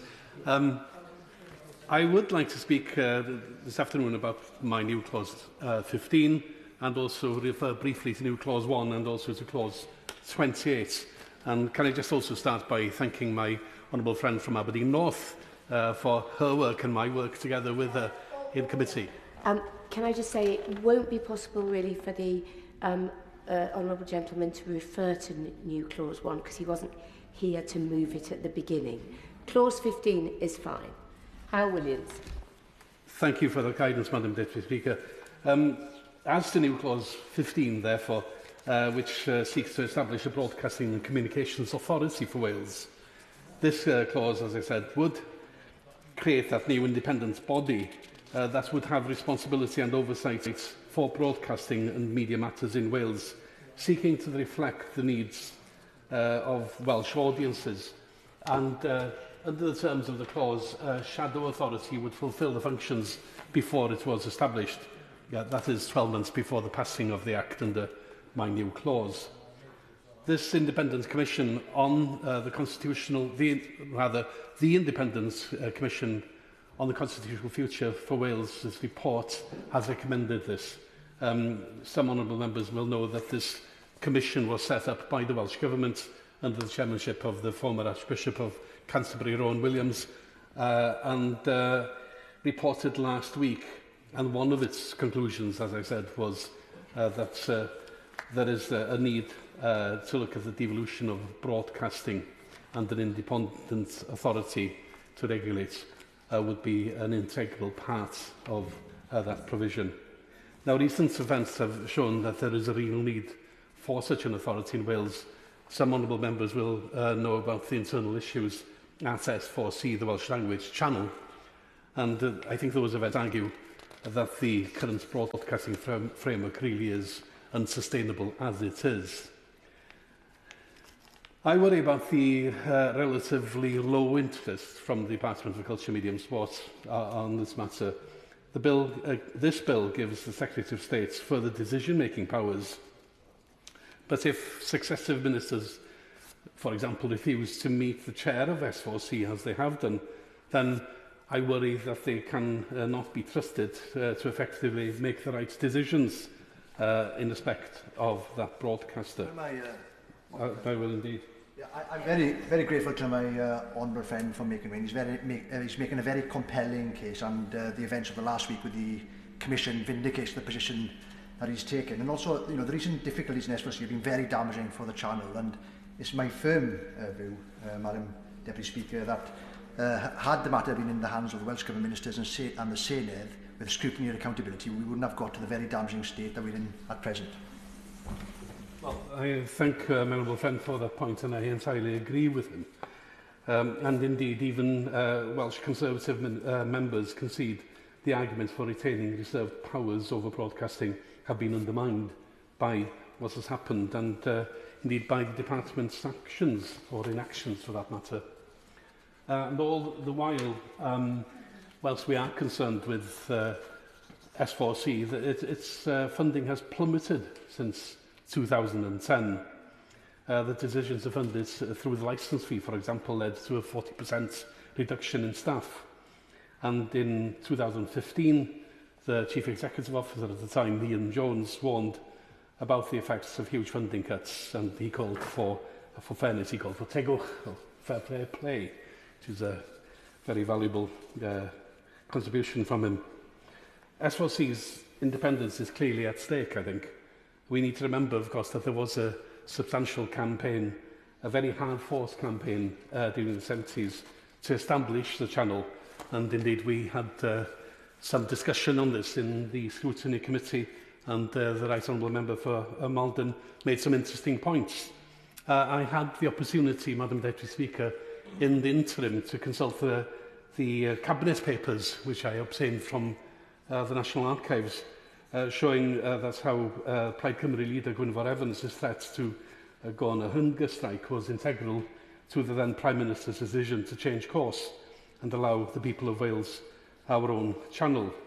Now, in fact, the Cabinet papers are very interesting to read. If I could have your indulgence to just to quote briefly. Am I correct in remembering that the Conservatives had promised a separate channel in their manifesto and had broken that promise until Gwynfor Evans threatened his hunger strike? Well, thank the Honourable Member for that point, is what I am coming on to. But there is a further argument arising from that unhappy episode. If I could just quote briefly from the Cabinet papers, the Home Secretary, no less, Willie Whitelaw, the late Willie Whitelaw, said that the government would withdraw its plans to share Welsh language programmes between two television channels. Instead, the programmes would, for an experimental period of 3 years, be broadcast on one channel, as had been proposed in the party manifesto. Now, that's the point that the Honourable Gentleman was making. What's more interesting, I think, is Mr Whitelaw said, or Lord Whitelaw said, he still thought that the previous plans were preferable, but he had agreed to change them in response to representations put to him by Lord Cledwyn and others of the views of informed and responsible people in Wales. And that is the interesting point. It's the views of informed and responsible people in Wales. In fact, the Secretary of State for Wales in the same Cabinet meeting had made an interesting point, if I may, Madam Deputy Speaker. He said Mr Gwynfor Evans, leader of Plaid Cymru, was threatening to go on what he called a hunger strike. There will be much tension and unpleasantness in Wales later in the year if he persisted in this intention, and there will be a danger for Plaid Cymru to fall into the hands of extreme left-wing leaders, mentioning no names. However, later on in the Cabinet papers, later on, the Secretary of State for Wales does make this point. He said he'd made it clear in the press that the change had been made in response to moderate opinion following very wide consultation in Wales. And that is the point I want to make, because the argument I am making now for an authority to look after broadcasting in Wales is the settled opinion of responsible opinion in Wales.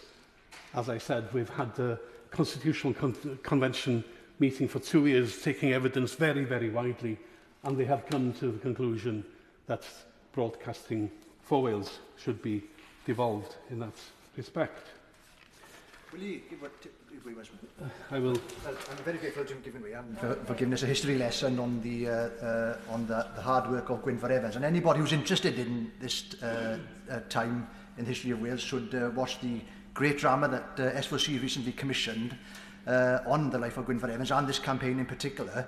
And as it happens, I was in Cymru Rugby Club on the weekend with Rodri John, who was the actor who portrayed Gwynfor during that drama. Well, indeed, I would recommend that piece of production to anybody to have a look at. It's very interesting indeed, including also, of course, the biography of Gwynfor Evans, which makes very similar points. The media industry in Wales is more than S4C. We have fantastic production companies, including Cymru Da in my own constituency, news outlets, radio, all kinds of things. The authority would unite the media landscape in Wales under one regulatory roof and safeguard it from harms, including from large conglomerates. It would also focus on areas which are important to the people of Wales. Now, the Labour Welsh Government's expert panel on the Shadow Broadcasting and Communications Authority for Wales proposed that public interest journalism, sports and children's media should be areas of specific focus due to their cultural significance, their position in relation to the Welsh language ambitions and their impact on long-term sustainability, amongst other reasons. So the Welsh Government are proposing a shadow broadcasting and communications authority for Wales. So I do look to the Labour front bench as potentially the next government, perhaps to give us some reassurance in winding up that this is their intention as well as being the intention of the Welsh Labour government in Cardiff. I think Wales needs to have its own dedicated media landscape to ensure that what works for us is what we get. Indeed, some prominent commentators such as Professor Tom O'Malley and Mike Birtwistle have said that S4C should be built on our shared principles of social partnership, public interest and democratic pluralism. That is, as they say, the Welsh political tradition. An independent regulator for Wales would be better equipped to regulate, defend and promote our national broadcasting and media industry in Wales and ensure that these values are represented. And that is my argument in favour of having a broadcast authority. Can I just also, Madam Deputy Speaker, say a few words about the prominence on television of S4C on the selection services, something that I raised in committee earlier on. S4C's content must be readily discoverable and prominent on television services, but I do seek assurances that the appropriate degree of prominence, quotes, won't lead to the limiting of S4C's coverage to specific audiences and deprive people of a wide range of broadcasts. This language matches the pre-existing EPG code, which allowed S4C, for example, to be on Channel 166 on Virgin Media in Wales until 2021. The government should provide clear principles to guide Ofcom in drawing up the new prominence code, allowing PSB's designated internet programming services to appear prominently and easily discoverable on screens. Thank you. Speaker, and I rise to support new clause 6 in my name and amendment 17 also in my name. This media bill is a very substantial piece of legislation, and I fully support what the government is seeking to do through this bill to bridge the gap in regulation between linear television and internet-based on-demand platforms. Now, nobody would argue against the principle that we want to protect children from watching age-inappropriate or harmful content. That is, after all, why Parliament over many years has brought in legislation that mandates age ratings on cinema releases, restrictions on children buying DVDs and videos, and very importantly, until the relatively recent past, a watershed for broadcast TV. The watershed, of course, makes sure that programmes broadcast before 9 p.m. are generally suitable for children.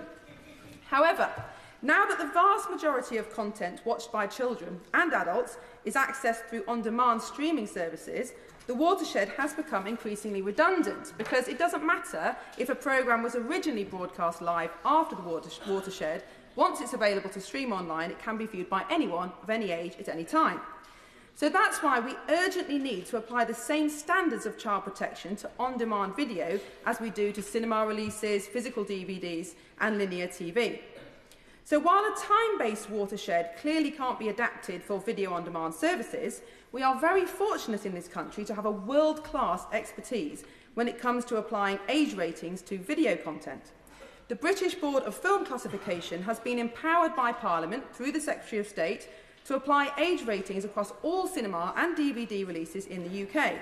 And the BBFC does an excellent job of this, as other colleagues have mentioned, and it's a global leader in its field.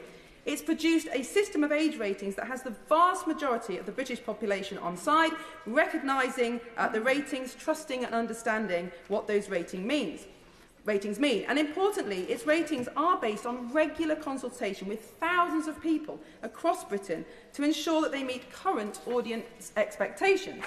So we have the relevant age rating expertise already in this country. But as it stands, this bill will not make use of this expertise. So Amendment 17 would address this very simply by explicitly requiring Ofcom to consult the BBFC when drawing up the Video On Demand Code. And this code will set the rules for streaming platforms, including relating to age ratings.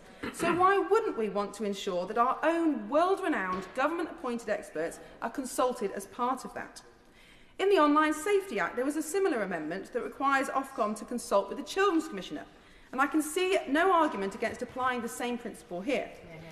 Getting these age ratings right is incredibly important, as they will likely become one of the main audience protection measures that platforms employ and will, of course, future-proof the bill. If parents don't trust the ratings, they will ignore them, and then we won't achieve our aims in protecting children. Which brings me on to the other amendment in my name, new clause 6, a very similar amendment to that in the name of my honourable friend, the member for South West Devon, and I will reiterate some of the points that he made. Just before she moves on. I certainly will. I'm very grateful to my honourable friend, and I'm very supportive of the theme that she's taking on her amendment. And one of the points she's made, which I think is extremely important, Madam Deputy Speaker, is consistency for parents. In that those of us who are lucky enough to have children find ourselves in a forest of different media that they're consuming, some of which seems to decide the rules and ratings and on its own, and of course there are websites we can go to for third-party reference. But does she agree with me that it would be sensible for us to have a standardised view for parents, not just for their own ability to manage the consumption of their children? It is, of course, the parents' primary duty to manage the consumption, but also because we have seen in the past that the media industry in its widest sense will push the boundary, constantly push the boundary, and try and get more and more, if you like, under the wire for consumption by younger and younger people. And we've seen that with the deterioration of the watershed on terrestrial television. And so having an organisation like the BBFC, which sets the tone and the standard, has to be something that must apply online as much as offline. I thank my right honourable friend for his intervention, and I agree with every word, and that is the very important factor behind the BBFC, and the fact that parents trust them. They even have an app where you can search for any film or DVD, and it will tell you not only what the rating is, but exactly why that rating is there, whether it's swearing, whether it's violence, whatever it is. And that detailed level of knowledge is crucial, not only to gaining parents' trust, but also, as he says, to create this industry standard. If we don't have an industry standard, then why wouldn't some media companies try to get around it if there's a commercial advantage? And that's exactly what this media bill ought to set out. So the bill lists age ratings as one of the options that Tier 1 platforms, like the providers we've been talking about, can use to comply with their audience protection requirements. But it does shy away from setting that minimum standard that my honourable friend has just mentioned for what those ratings should be. Now, the bill is right to recognise that there can't be a one-size-fits-all approach, and research has shown that audiences have different expectations of video-on-demand services than those operated by public service broadcasters, for example. But where age ratings are in use, is it not common sense to expect that there should be a consistent standard? And my honourable friend, the member for South West Devon, talked about Disney Plus and the fact that some films, for example, Avatar, have a rating of 16+, where most parents would think that's suitable for much younger children, whereas another series that has scenes of sexual coercion is apparently suitable for 9+. And of course, the outcome is that parents just turn off the settings, turn off the security settings, because they don't trust the ratings. So how are parents supposed to understand these ratings and apply them if they're not consistent across different platforms and different providers? So new clause 6 would set a minimum standard for Tier 1 providers who choose to use age ratings by allowing them to either use the BBFC system or one of equivalent transparency, clarity, rigour and objectivity that has been approved by Ofcom. So this amendment doesn't seek to mandate the BBFC system, although research has found that 90% of UK parents want on-demand age ratings to be consistent with cinema and DVD, but rather it would set a minimum standard across platforms that parents can trust.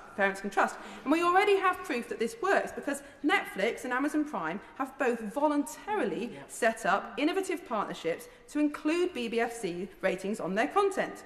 And this kind of collaboration is in everyone's interest, parents, children, and the platforms themselves. And it shows that it can be done without high costs or a reduction in consistency. But the reluctance of Disney Plus and others to follow suit shows why this kind of regulation is needed. The BBFC system fits the government's own definition of best practice for age ratings. It would surely be preferable for all platforms to follow the example of Netflix and Amazon, but we don't need to be overly prescriptive in imposing solutions. So instead, I would ask the government to accept that it is the role of Parliament, not Ofcom, to set minimum standards to ensure the protection of children from harm. So new clause 6 would achieve this by requiring that Tier 1 platforms either apply age rating classification system used by the BBFC or a system that is based on a transparent set of appropriate standards consistently applied. If this House really does want to protect children and wishes to see a trusted, effective regulatory landscape, then it's hard to envisage what objections there might be to this provision. And Mr Deputy Speaker, my amendments are focused on that one specific aspect of the bill. But they do speak to a wider concern that I have with the approach to digital media regulation in recent years. With both this bill and the Online Safety Act, on which I work with colleagues across the House and in the other place to bring strengthening amendments, I believe we've given far too much power to Ofcom, not in terms of enforcement powers, which are needed, but in terms of the responsibility to determine regulatory policy. And in this bill, as in the Online Safety Act, Parliament is setting out only the very basic principles through legislation and leaving the vast majority of the detail up to Ofcom to draft and consult upon. Now, I have nothing against Ofcom as an organisation, and of course we must have an official regulator to ensure that broadcasters and providers adhere to standards required by law. But when it comes to setting policy, I subscribe to perhaps old-fashioned notion that it's our job as elected members of Parliament. We can't leave something as important as this up to the consultations of an elected body, especially when the vested interests at play here are so substantial. Once we pass this bill, as other honourable members have mentioned, Parliament won't get another chance to set the parameters of the Video On Demand Code. So we must make sure that the final text of this bill sets out what Parliament believes to be the appropriate standards of audience protection. And my concerns in this area, sadly, are well-founded. And in the recently enacted Online Safety Act, Parliament decided that age verification checks for sites and platforms hosting pornography must be, quote, highly effective to address the significant problem of young children accessing violent pornography on social media and on websites. And highly effective is an outcome measure. Just trying hard to prevent children from accessing pornography does not make a platform compliant under the Online Safety Act. Compliance means actually stopping under 18s from coming across porn. In other words, the bill requires effective outcome measures and doesn't give prizes to the tech companies for just taking part. And yet, in its draft consultation published last month, Ofcom does not set out what highly effective means, what that standard actually means. So platforms and users are none the wiser when it comes to what does and does not meet the required legislative standard of highly effective. Instead, it outlines the kind of activities it would like to see rather than the outcomes it demands. Given that Parliament has tasked Ofcom with adjudicating what meets that standard of highly effective, to have failed to set out a clear definition is completely unacceptable. And if Ofcom fails to meet the highly effective outcome standards clearly laid out in the Act, it will leave itself open to judicial review from those who take the view that the will of Parliament is serious and who wish to see age verification applied in a way that makes children safe. This very concerning but very current example demonstrates, sadly, what may happen to the measures set out in this bill if Parliament leaves it up to Ofcom to decide what constitutes effective age ratings for video-on-demand services. We can't say that we weren't warned. Now, I don't intend to move my amendments to a vote this afternoon because I very much appreciate the Secretary of State's continued engagement, but I would seriously urge the Minister and their Lordships to consider the principle of these amendments, which are designed to set some minimum standards for child protection where it is currently lacking. This is our responsibility as legislators, so let's do it thoroughly. Gavin Newlands. Thank you very much, Mr Deputy Speaker. I rise to move New Clause 16 in my name and speak to New Clauses 17, 18 and Amendments 79 and 80. This summer we'll see Scotland again in the finals of the Men's European Championships in Germany, and thanks to listing, every game from the finals will be available on free-to-air TV on the BBC and STV/ITV. But once this summer's Euro 2024 final concludes and Scotland have safely tucked away the Honorary Delaunay Trophy in the Hampden Trophy Cabinet, we will be back to the current setup, which will maintain a paywall for Scotland's men's national team games. Last April, I hosted a roundtable summit on how to make progress in getting all of Scotland's national team matches on free-to-air TV. And two things, Mr Deputy Speaker, were clear. As it stood, this wasn't an easy or quick fix with umpteen moving parts and vested interests in the room, but also a real willingness to look realistically at what could be done with the will and resources to do it. We saw how grassroots participation rates in English cricket slumped when the ECB signed a deal with Sky and put almost the entirety of the first-class game behind a paywall. The lack of public interest was such that the ECB effectively had to invent an entire competition purely for terrestrial television as a shop window for their sport. And we're all aware, I assume we're all aware now of the Billie Jean King quote, "You have to see it to be it." Now, no one is sitting at the SFA or STV or Viaplay or the BBC or indeed UEFA or anywhere else involved in football rights plotting to do in Scottish football fans. They're all rational actors working within the system created by the UK Government and UEFA to achieve their own goals. I will indeed.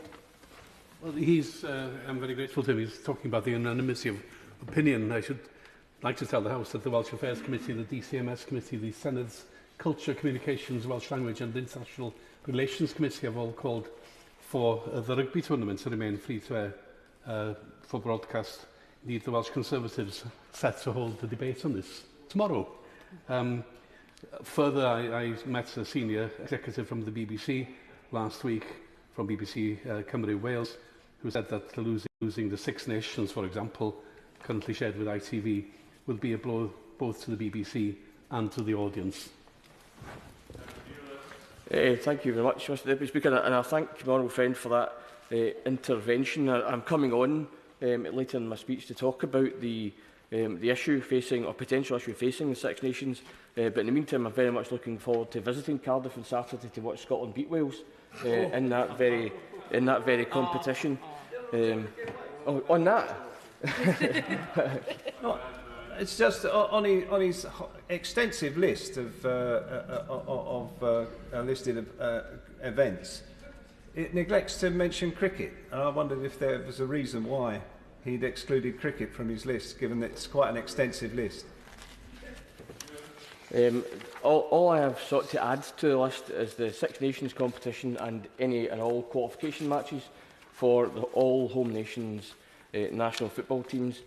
Cricket, as you'll be aware, and I am indeed a fan of cricket, which probably isn't a majority position in Scotland, but it's obviously not one of the main sports in Scotland at this time, although we will be backing Amendment 88 tabled by the honourable member for Caithness and Sutherland, despite the fact that the first option in his amendment would only cover the English cricket team at this point in time, given that Scotland doesn't yet have test status.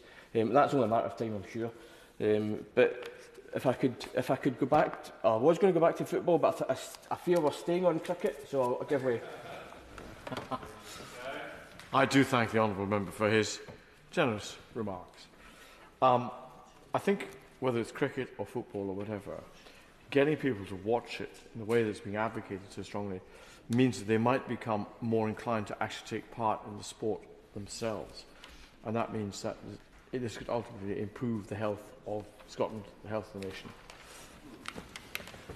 It makes an excellent point. The power of sport is simply huge, and obviously viewing. Participating is obviously the best thing in order for that, in that health nation. But viewing that sport, whatever sport that is far likely to drive participation rates, as we have seen, or the opposite, we've seen with the ECB in the Sky contract.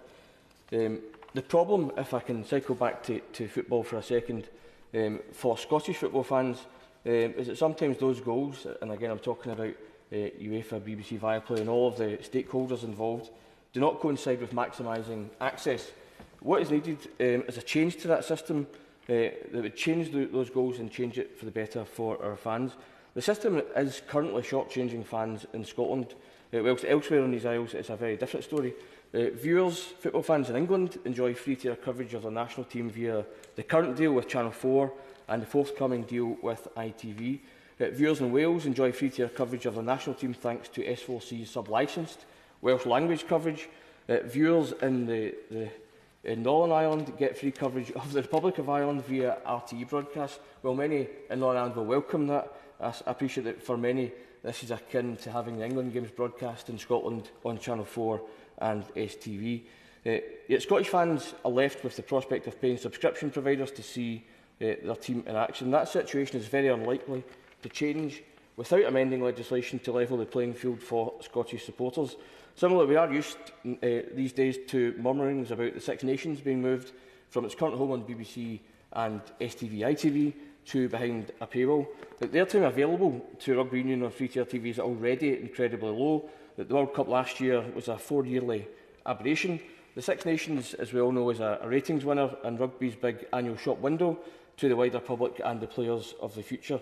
Even old relics like me, Mr Deputy Speaker, can be convinced to play again, although having tried this last year, it's very much for the better if I hadn't. Middle youth. Middle youth. Stupidity, not a midlife crisis yet.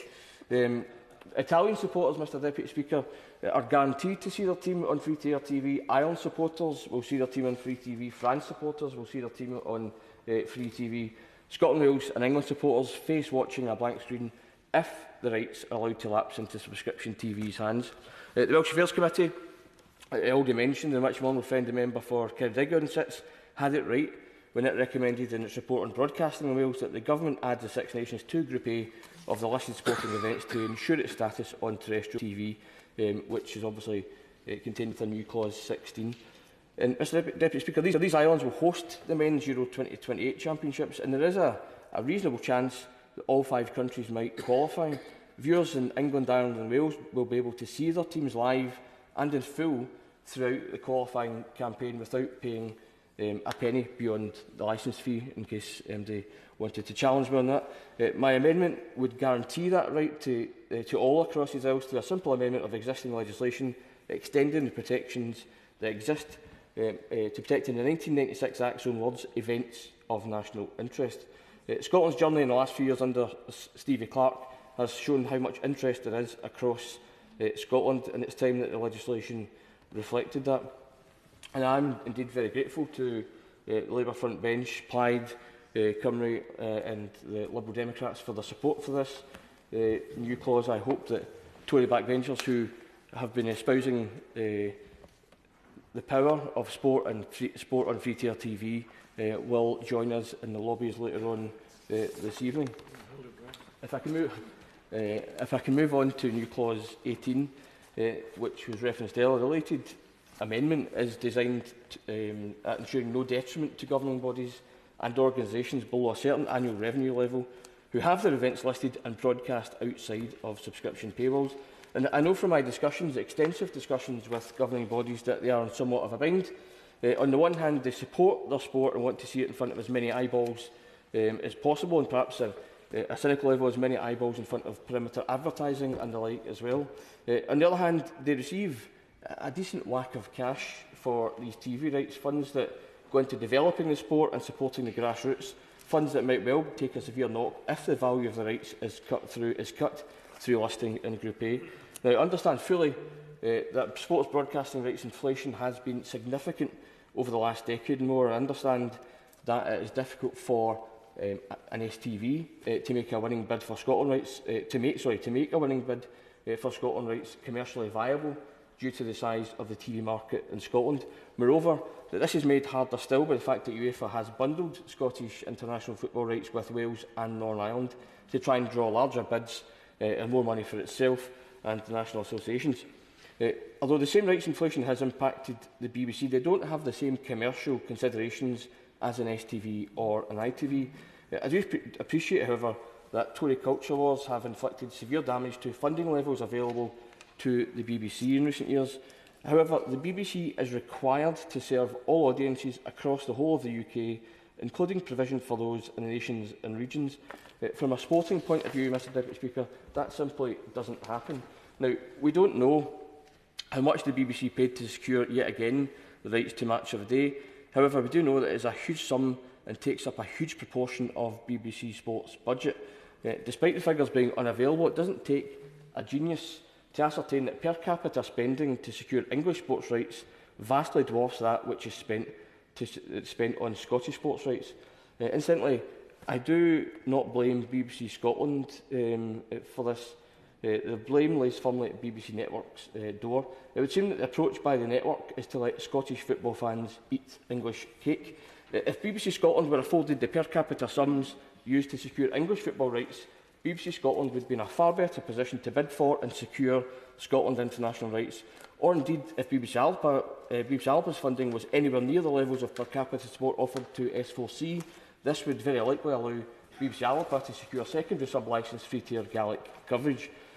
In lieu of any action to address this, my amendment, New Clause 18, would attempt to solve this funding gap by providing financial support to governing bodies who rely on that revenue stream to replace any drop in income caused by Group A listing.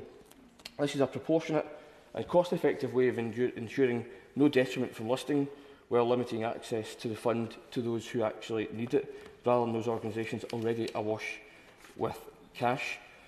Governing bodies, of course, in the devolved nations, being much smaller, are hugely hit by being part of a large UK broadcast market, but a very small domestic market. And if the government are content to, and to address the honourable member for Eltham, and he'll correct me if I'm wrong, his question or intervention earlier, I would suggest that if the government are content to flush away nearly £10 billion on unused PPE, they are flush enough to cough up the relatively small sum needed to both protect grassroots sports and the principle of national teams on free-tier TV. At committee stage, the minister, the interim minister at the time, or temporary minister, whatever title we're going with in this debate, made reference to the Scottish Government bringing forward such a scheme if it wished. Now, I have to say, whilst the Tories are taking such a relaxed approach to the concept of reserved and devolved powers, perhaps he and his colleagues might extend that relaxation to the other powers the Scottish Parliament has, such as the right to hold a fresh referendum on independence at a time of its choosing. But whatever the then Minister may have said, the simple fact is broadcasting is an entirely reserved matter. Schedule 5, Section K1 of the Scotland Act states clearly the subject matter of the Broadcasting Act 1990 and the Broadcasting Act 1996 are reserved to Westminster. Now, if it were up to me, Mr Deputy Speaker, Schedule 5 and its list of powers reserved to this place would be deleted in its entirety, but there we are. So if the 1986 Act is entirely reserved to Westminster, so must the financial implications of measures enacted under that amended Act. It is not up to the Scottish Government to fix the consequences of UK Government's broken devolution system, and it is entirely in order that the UK Government compensates governing bodies and others whose income falls below a threshold if their income drops as a result of listing. Taken together, these two amendments would give Group A listing not only a firm moral footing, but also give rights holders a firm financial footing. Surely a win for everyone, including this government. And if I can very briefly touch on my other amendments. New Clause 17 would place the Gaelic Media Service, who in partnership with the BBC provide the BBC Alapa channel, on the same or place it on the same statutory footing as their Welsh counterparts in the S4C authority, who oversee the Welsh language channel. And when the 1996 Act was passed, Gaelic broadcasting was restricted to opt-outs on the two BBC channels and through STV and Grampian's schedules. MG Alpa, as a Gaelic media service, operates as now did not exist. Television was entirely analogue, and Gaelic and Welsh language broadcasting restricted to Scotland and Wales only. My amendment would simply ensure Gaelic language broadcasting has the same parity when it comes to the consideration of listing events as Welsh language broadcasting does. It would be an utter nonsense to say that speakers of Gaelic have less of an interest in seeing sports on free-tier TV than their Welsh-speaking counterparts, yet that is what the current legislation implies. BBC Alpa has developed a reputation of high-quality sports coverage since its inception. Therefore, it has a strategic interest in where sporting rights go, simply because it has invested a great deal of time and money into securing some of those rights and broadcasting them free-tier, not just in Scotland, but across these isles. Very briefly on broadcast, the Broadcast 2040 campaign, I of course welcome the pledges made by the Minister or Interim Minister at committee stage, and I'm sure the current Minister will back that up. In response to the Broadcast 2040 campaign, that digital terrestrial broadcasting will continue for many years to come. My honourable friend made some great comments on this, and even the honourable member for Moray made some comments which I agreed with, which is highly unusual, Mr Deputy Speaker. But pledges made by ministers sometimes have a tendency to become pliable when circumstances make it easier to slide away from the original commitments.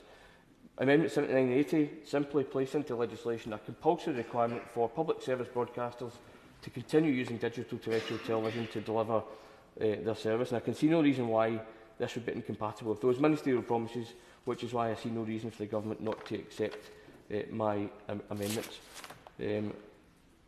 As the cliche has it, in terms of broadcast television has worked and if it ain't broke, don't fix it. My amendment is to keep the government away from fixing a problem which simply doesn't exist. It doesn't, and I commend that amendment and the new clauses and amendments which I've spoken to tonight. Damian Green. Thank you, Mr Deputy Speaker. I'd like to address a number of the amendments that we've been discussing. Some I support, some I oppose. So let me start on a positive note with new clause 7, moved by my honourable friend, the Father of the House. The new clause seeks to introduce protections for digital on-demand coverage of listed events, including clips and highlights of the event, and allow for time-shifted viewing. This is increasingly important for audiences, for example, to enable viewing on multi-use devices, or to see events taking place overnight in other time zones, as we often see with the Olympic Games and sometimes the World Cup. Depending on where they are in the world, clearly. And there are practical examples of how this would make a difference. At Tokyo, the Games there, the gold-winning performance by the BMX specialist Charlotte Worthington was watched by only 400,000 people, due to it taking place in the middle of the night. Yet in the days that followed, different forms of short-form coverage of the race generated nearly a tenfold increase in views. And it's not just time shifting, it can also happen just because that's how people absorb content these days. For instance, in the 22 Commonwealth Games in Birmingham, the TV reach was about 20% lower than the 2014 Games in Glasgow. But there were about 6 times more views on demand of digital clips. And the problem is that without enhanced regulatory protection, these, what should be shared national moments, risk being lost for many people behind a paywall. And so this bill is a genuine opportunity to safeguard the future of listed events as they are now viewed for future generations. The bill, as it currently stands, offers no protection for digital on-demand rights. And as I say, this is now a key way many people consume these events. So I support the proposed amendment because it would secure that where possible, adequate digital on-demand coverage of listed events, such as those clips and excerpts, is made available free of charge to audiences in the United Kingdom. And I pray and aid the CMS Select Committee, of which I'm a member. We concluded when we looked at this that digital rights should be included as part of the listed events regime to reflect sweeping changes in how audiences consume content since the original legislation was passed.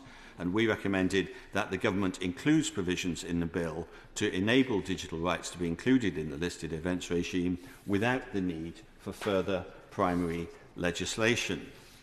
And I know that the government recognises the issue and has consulted the industry about this, but it hasn't yet reported a year later on the findings of its review. So if these protections were brought in, this would broadly mirror the framework which currently gives protection for live coverage, and the clause seeks to ensure that where rights holders grant rights for digital on-demand coverage, it's not done on an exclusive basis, so there is an opportunity for audiences in the UK to enjoy that coverage for free. So I hope that, I appreciate that my honourable friend has said that he's not going to move his amendment to a vote at this stage, but I hope that the Minister is listening and that the government will take this away and in the other place possibly move an amendment that meets the needs that my honourable friend is trying to meet.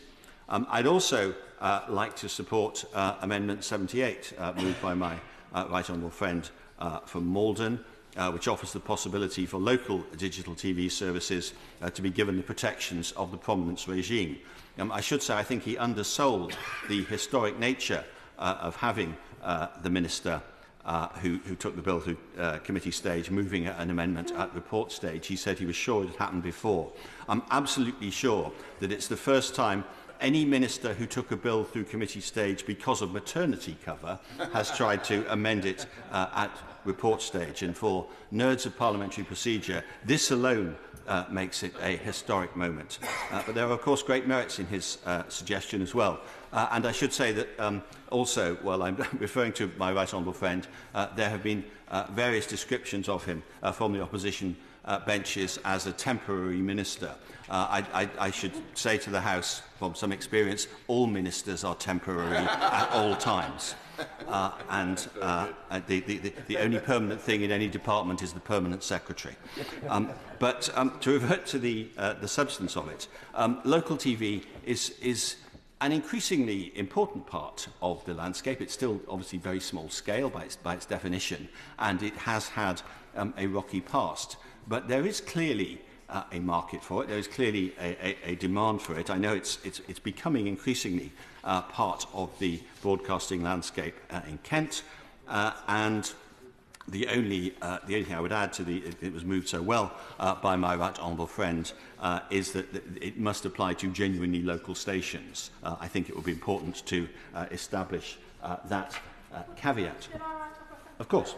I thank him for giving way on that point. And with regard to local television, I absolutely agree with him that as people talk about particular specified channels and programmes for languages, there are a lot of areas, such as in my own, in Great Grimsby, and his in Kent, that it's important that local viewers do get a chance to see their specific areas and discussions that are relevant to them, rather than just regional television, which is why it's important that local television is included in this. I completely agree with my honourable friend that there are distinct markets for regional TV and local TV, and certainly in some parts of the country the regions are so large that large part of what national broadcasters tend to regard as local TV actually are not local to people and don't register with their interest, whereas local TV can genuinely do that, as local radio does and has always done.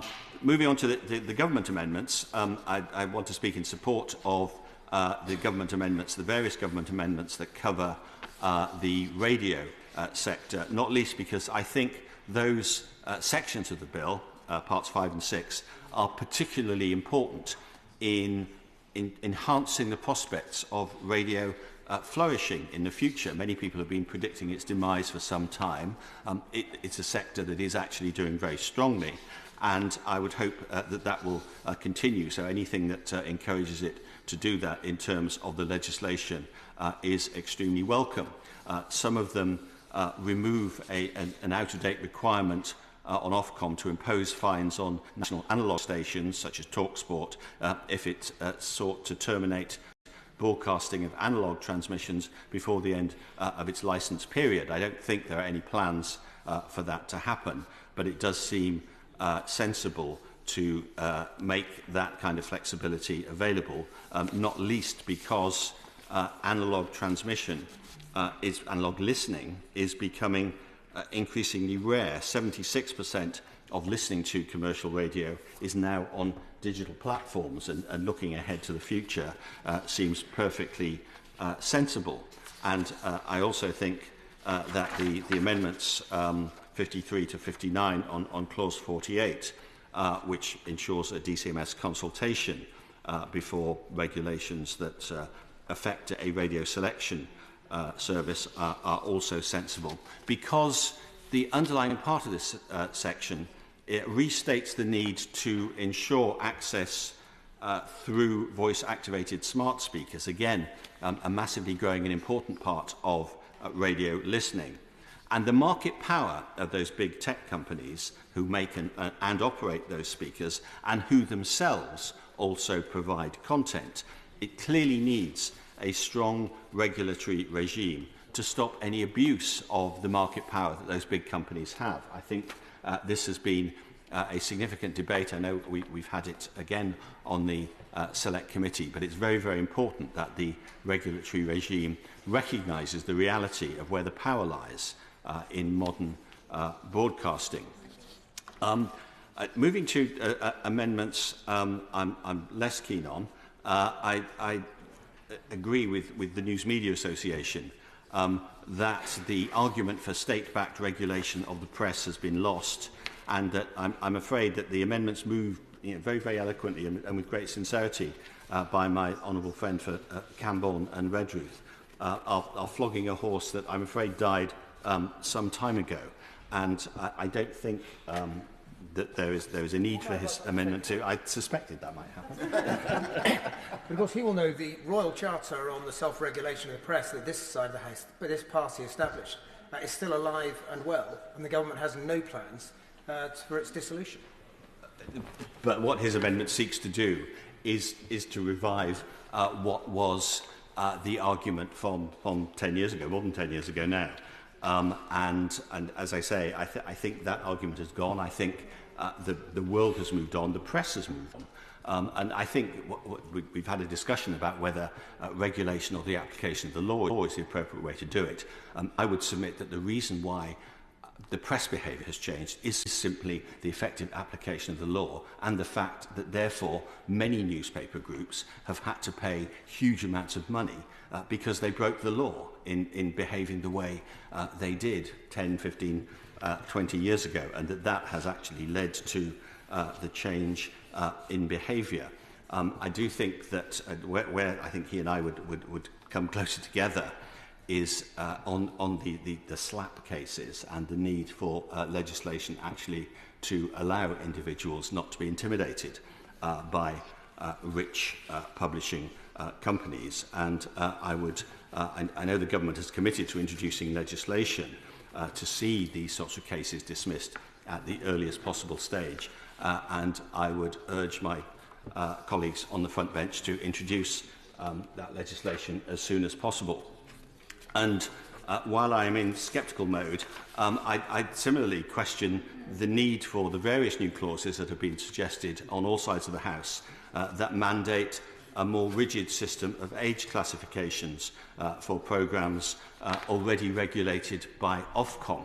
And I absolutely get the intention behind these to protect children from unsuitable content, but I am instinctively wary of suggestions that mean that one regulator would have to consult another regulator before introducing a code of conduct. Ofcom has considerable powers. Ofcom can operate those powers, and I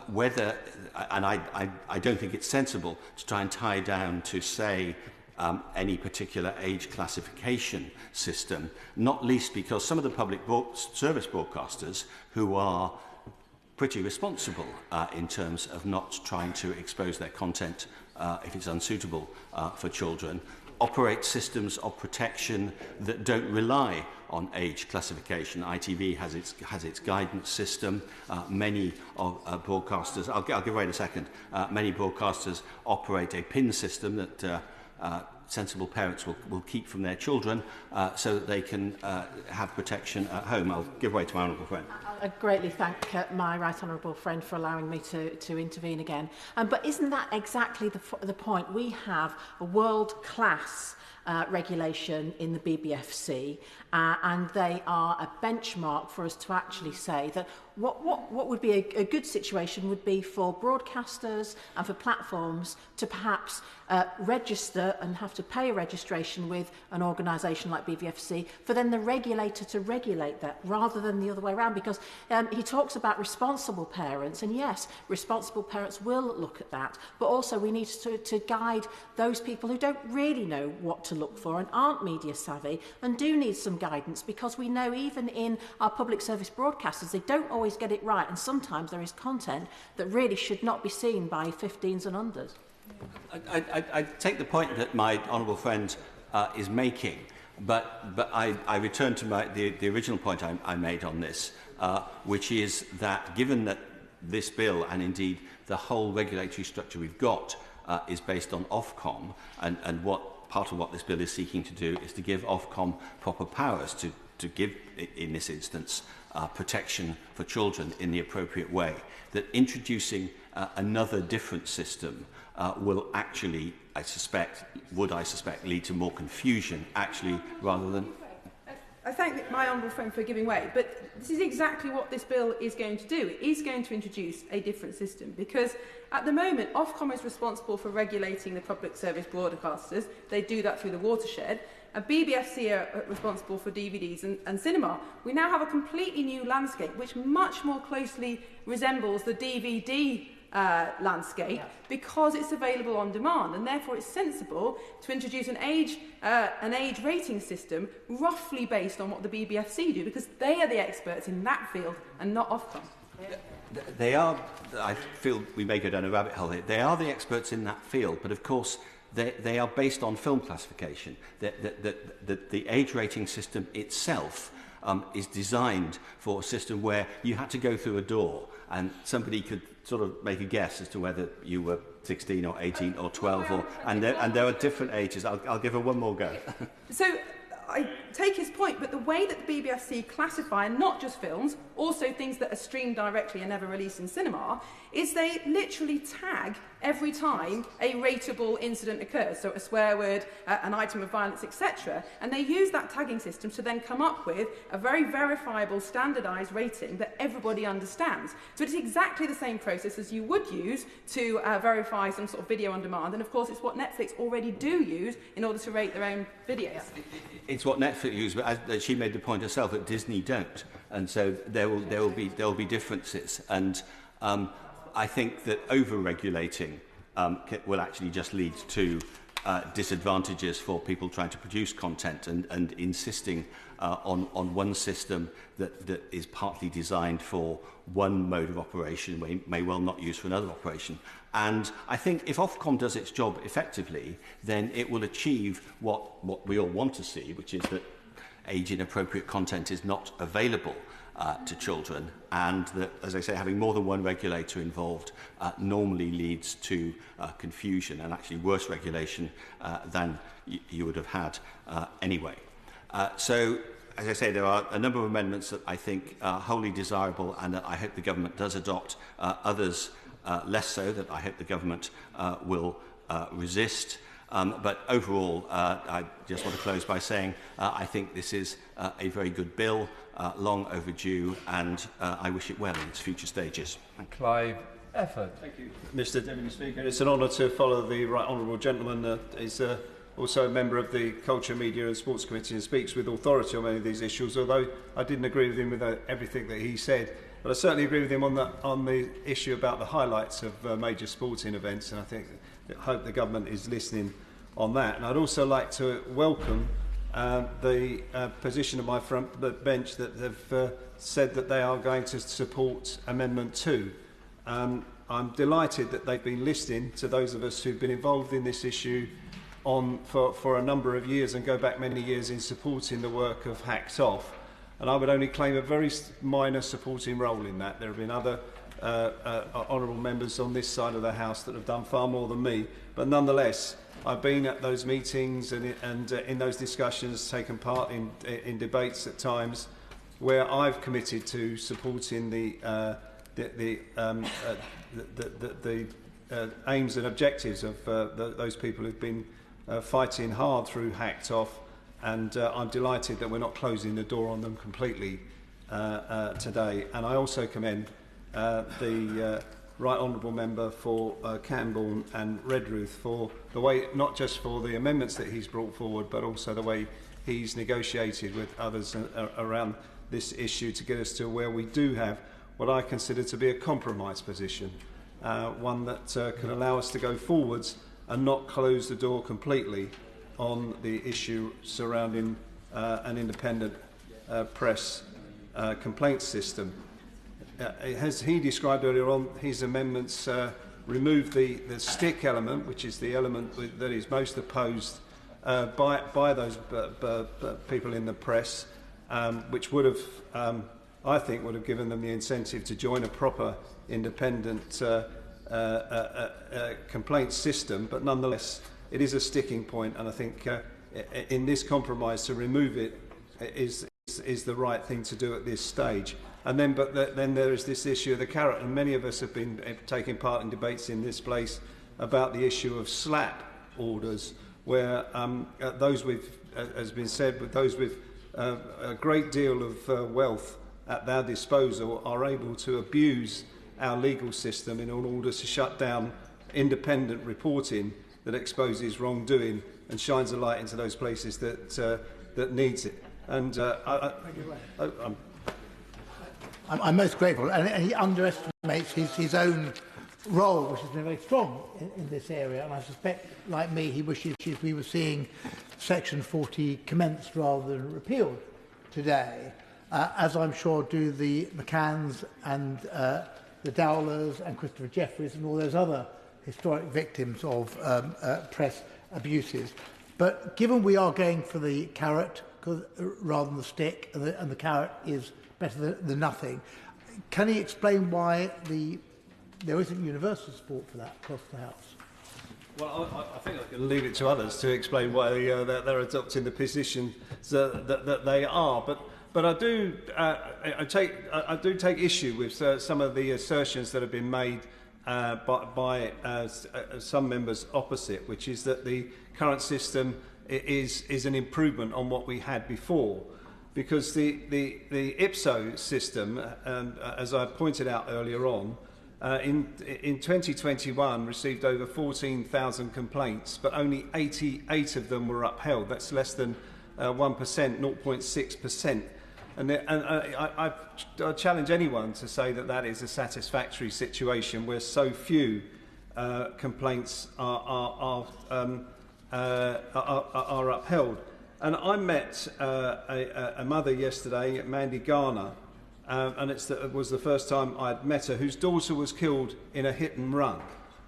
And in the 24 hours after she had been given that news and was trying to relay that to her family, the Daily Mail went down to the scene of the accident, or the scene of the crime, and managed to purchase the CCTV footage of a nearby shop. And that shop showed the accident taking place. Now, they didn't actually put the point of impact on the media, but in that 24 hours, they put that on the media for people to watch under a clickbait headline. Now, that happened in 2020. That's 10 years after the Hacked Off started its campaign. And Mandy describes her experience in an article. The Daily Mail published the CCTV footage of my daughter's last moments the morning after her death with a lurid clickbait headline, just as we were trying to explain to our other children what had happened. I complained that it was an intrusion into grief and therefore in breach of IPSO's code on this. I thought it was an open and closed case. Clearly it was a breach. If it wasn't, what actually would constitute a breach? Then what followed is months of to-in and fro-in with the Daily Mail while she's going through mourning for her daughter. And then eventually IPSO ruled that it was not a breach of the code. And one of the reasons that they gave was that you couldn't make out her daughter's face on the footage because it was too grainy. Nothing about the actual footage that people who knew what had happened, knew who was involved, how that would impact on them, and the concern of the family that the brothers and sisters of the young woman that died would actually see that footage. Now, if that's a satisfactory complaint system, then I fail to understand what people think we were seeking to achieve when we went all the way through Leveson and supported setting up the Royal Commission.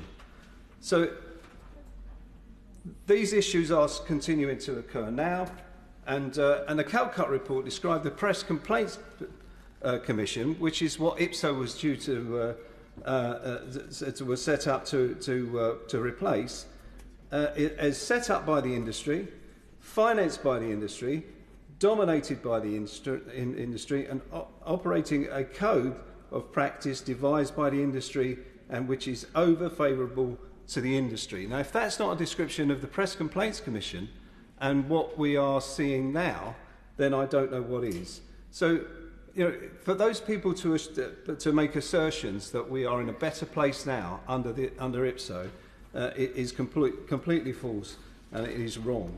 But further to that, if we were today to repeal the Section 40 in its entirety, which the government wants to do, there are future cases coming down the road. There are cases that are going to attract a great deal of public attention, and they're going to focus the attention back on this area of press complaints and having an independent complaints system. They will be high-profile cases, and they will call into question the decision of this House to repeal Section 40.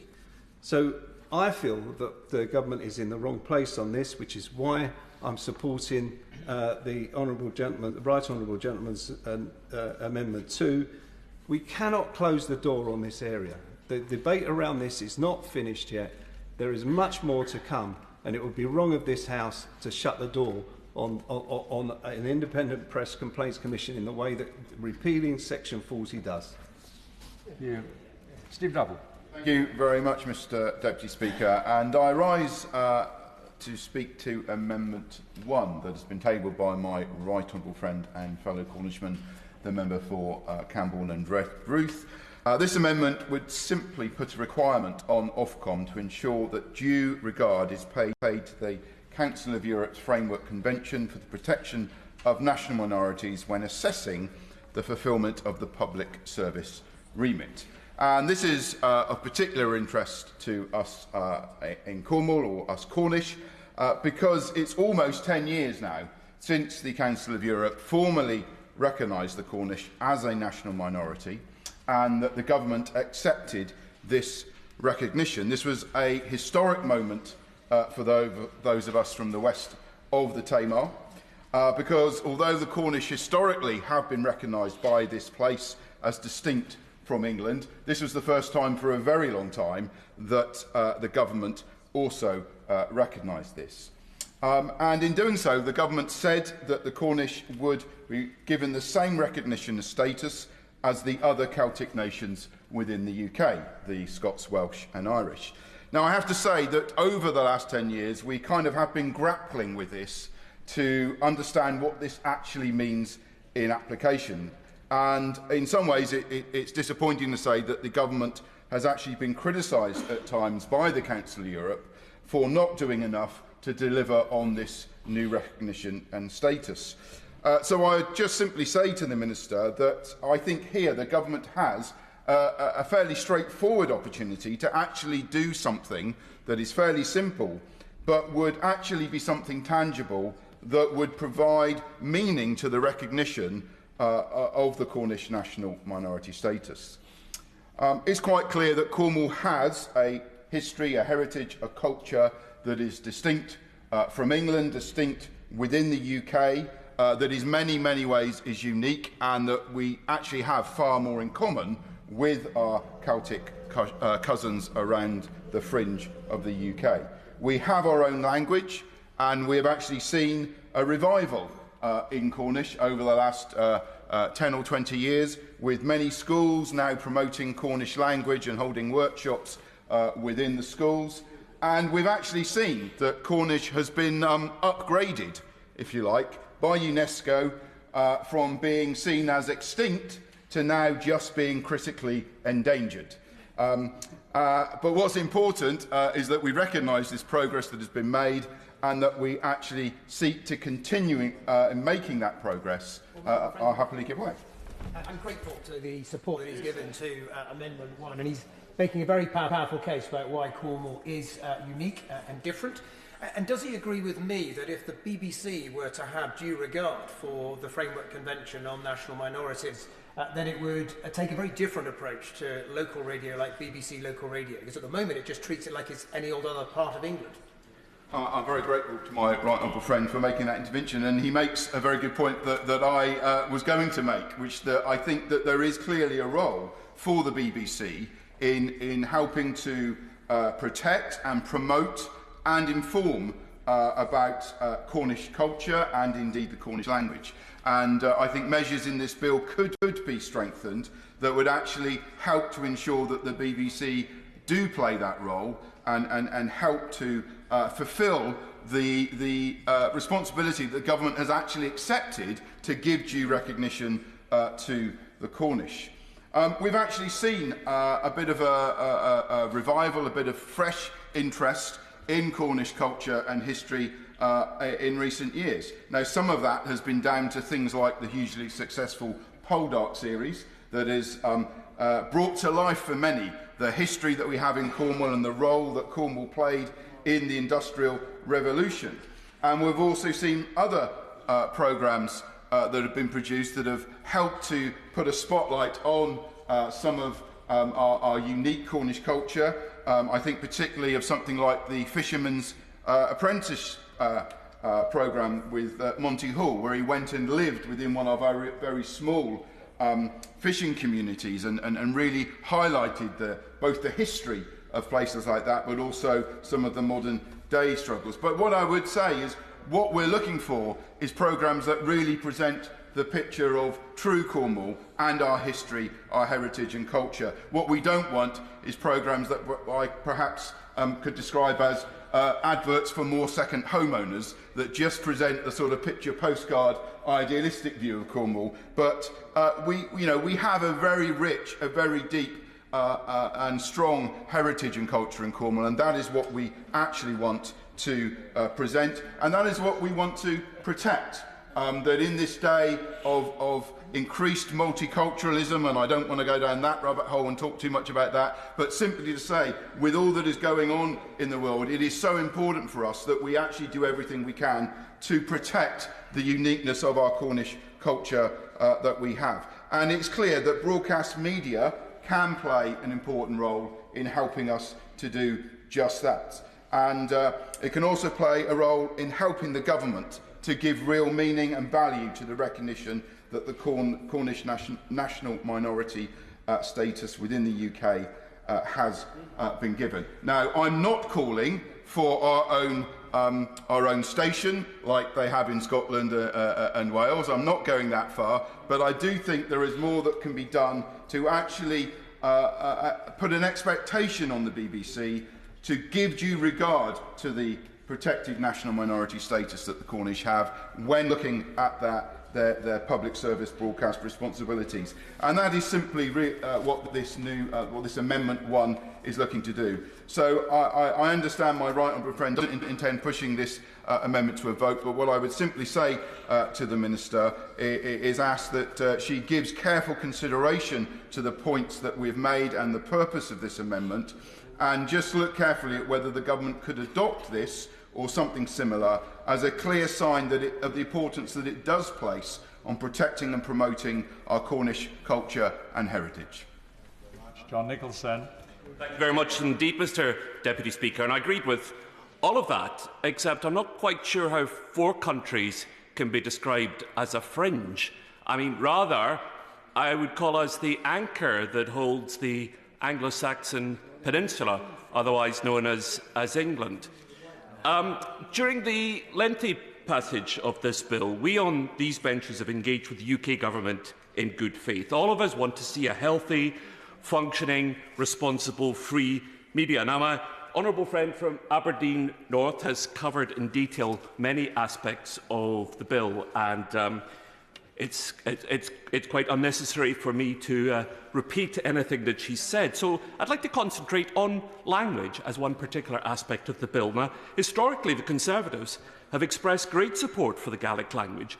Indeed, at my suggestion, the Commons Culture and Media Committee, on which I sit, has launched an inquiry into the future of Gaelic and other minority languages in these islands. And so one piece of UK government's recalcitrance has been striking.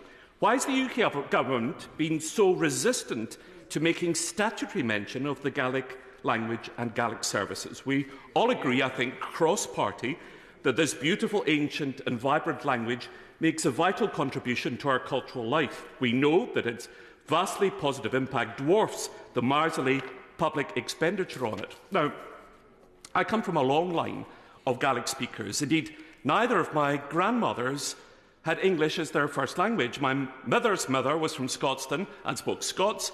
My father's mother came from the island of Harris and spoke Gaelic.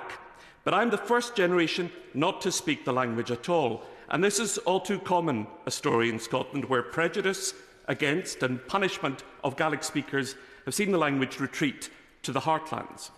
Gaelic broadcasting has been vital in slowing the decline by introducing the language to new generations of young Scots, nurturing a more enlightened attitude towards Gaelic across both Scotland and the United Kingdom.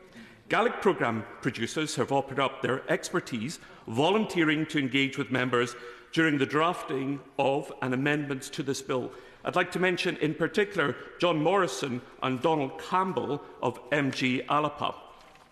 It's disappointing, I think, therefore, that the UK Government has not drawn sufficiently upon this expertise and heeded the calls explicitly to reaffirm its commitment to Gaelic in the digital age. MG Alapa and their written evidence say, and I quote, "The bill as currently drafted will create visible disparity in the treatment by Parliament of Gaelic and Welsh broadcasting, meaning that the Gaelic language will continue to be invisible in statute and as a result continue to suffer from unclear status." So, I wish to record the disappointment felt amongst Gaelic broadcasters and the wider Gaelic-speaking community. Yes. Thank the honourable member for giving way. Would he agree with me that one of the best ways for those language lovers, particularly of minority languages, to cherish that and build that up is to avoid what sometimes happens, which is the greater politicisation of minority languages, which then becomes divisive and people react badly against that? Yes, I do agree with that. I don't see any reason why languages should be party political. They're a shared cultural asset. So I'm sometimes astonished when I look online and see people who don't share my constitutional position attacking Scots and attacking Gaelic as if it belongs to us and not to them, because it belongs, the language belongs to all of us, as do the other national minority languages, I think. Now, I hope that we'll be able to highlight some of the important shortfalls and opportunities in the bill when I join my friend, the member for Gosport, and colleagues across party as we take evidence from expert witnesses during our minority languages inquiry.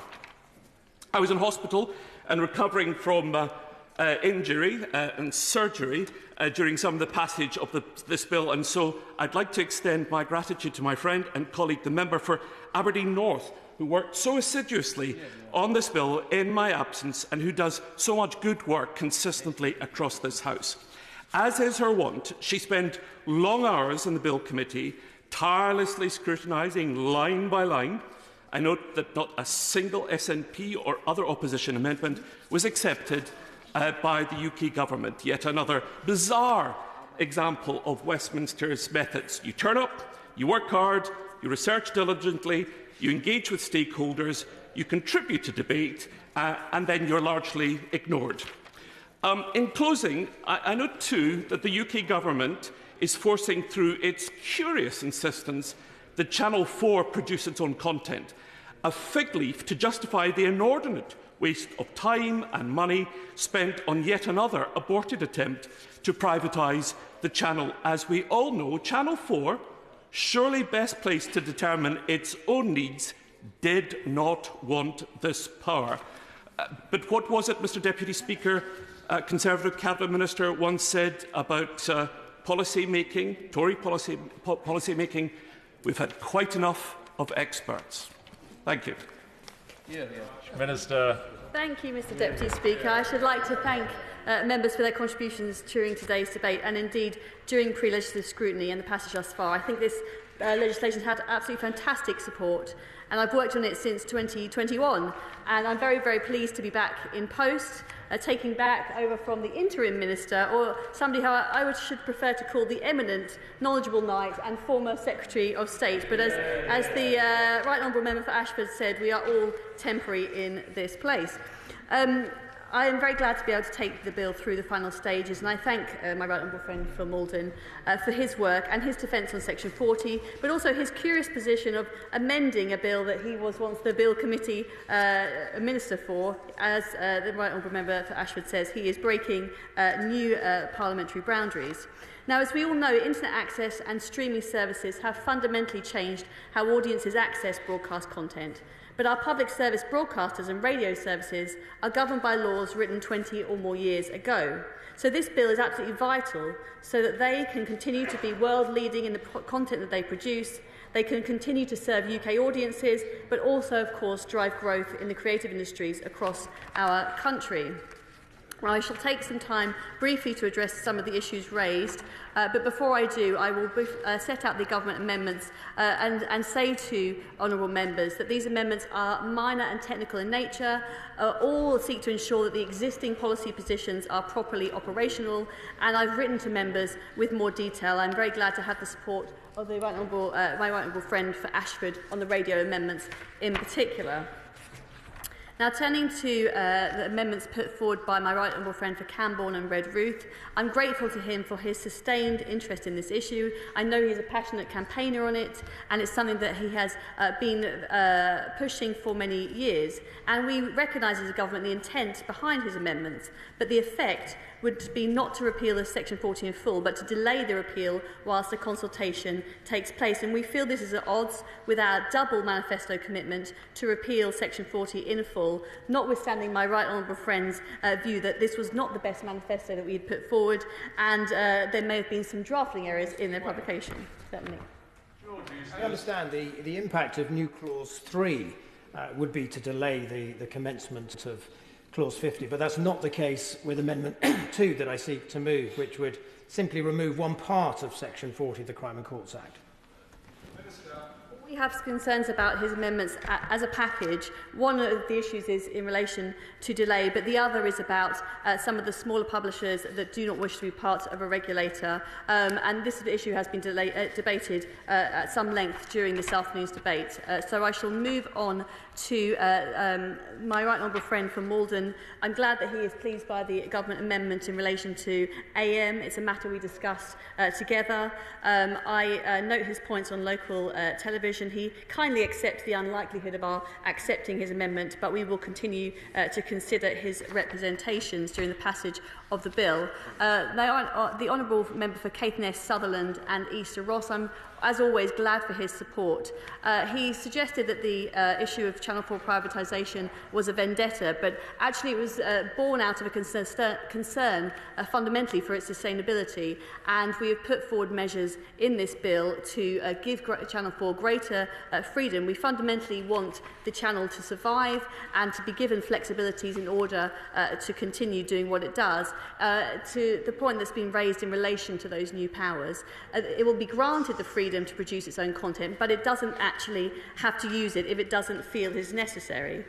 On the relation on public service content being prominently and easily accessible, as is already the case in the linear space, we want PSB content to be as prominent as possible, and there's a question in relation to appropriate in terms of the language.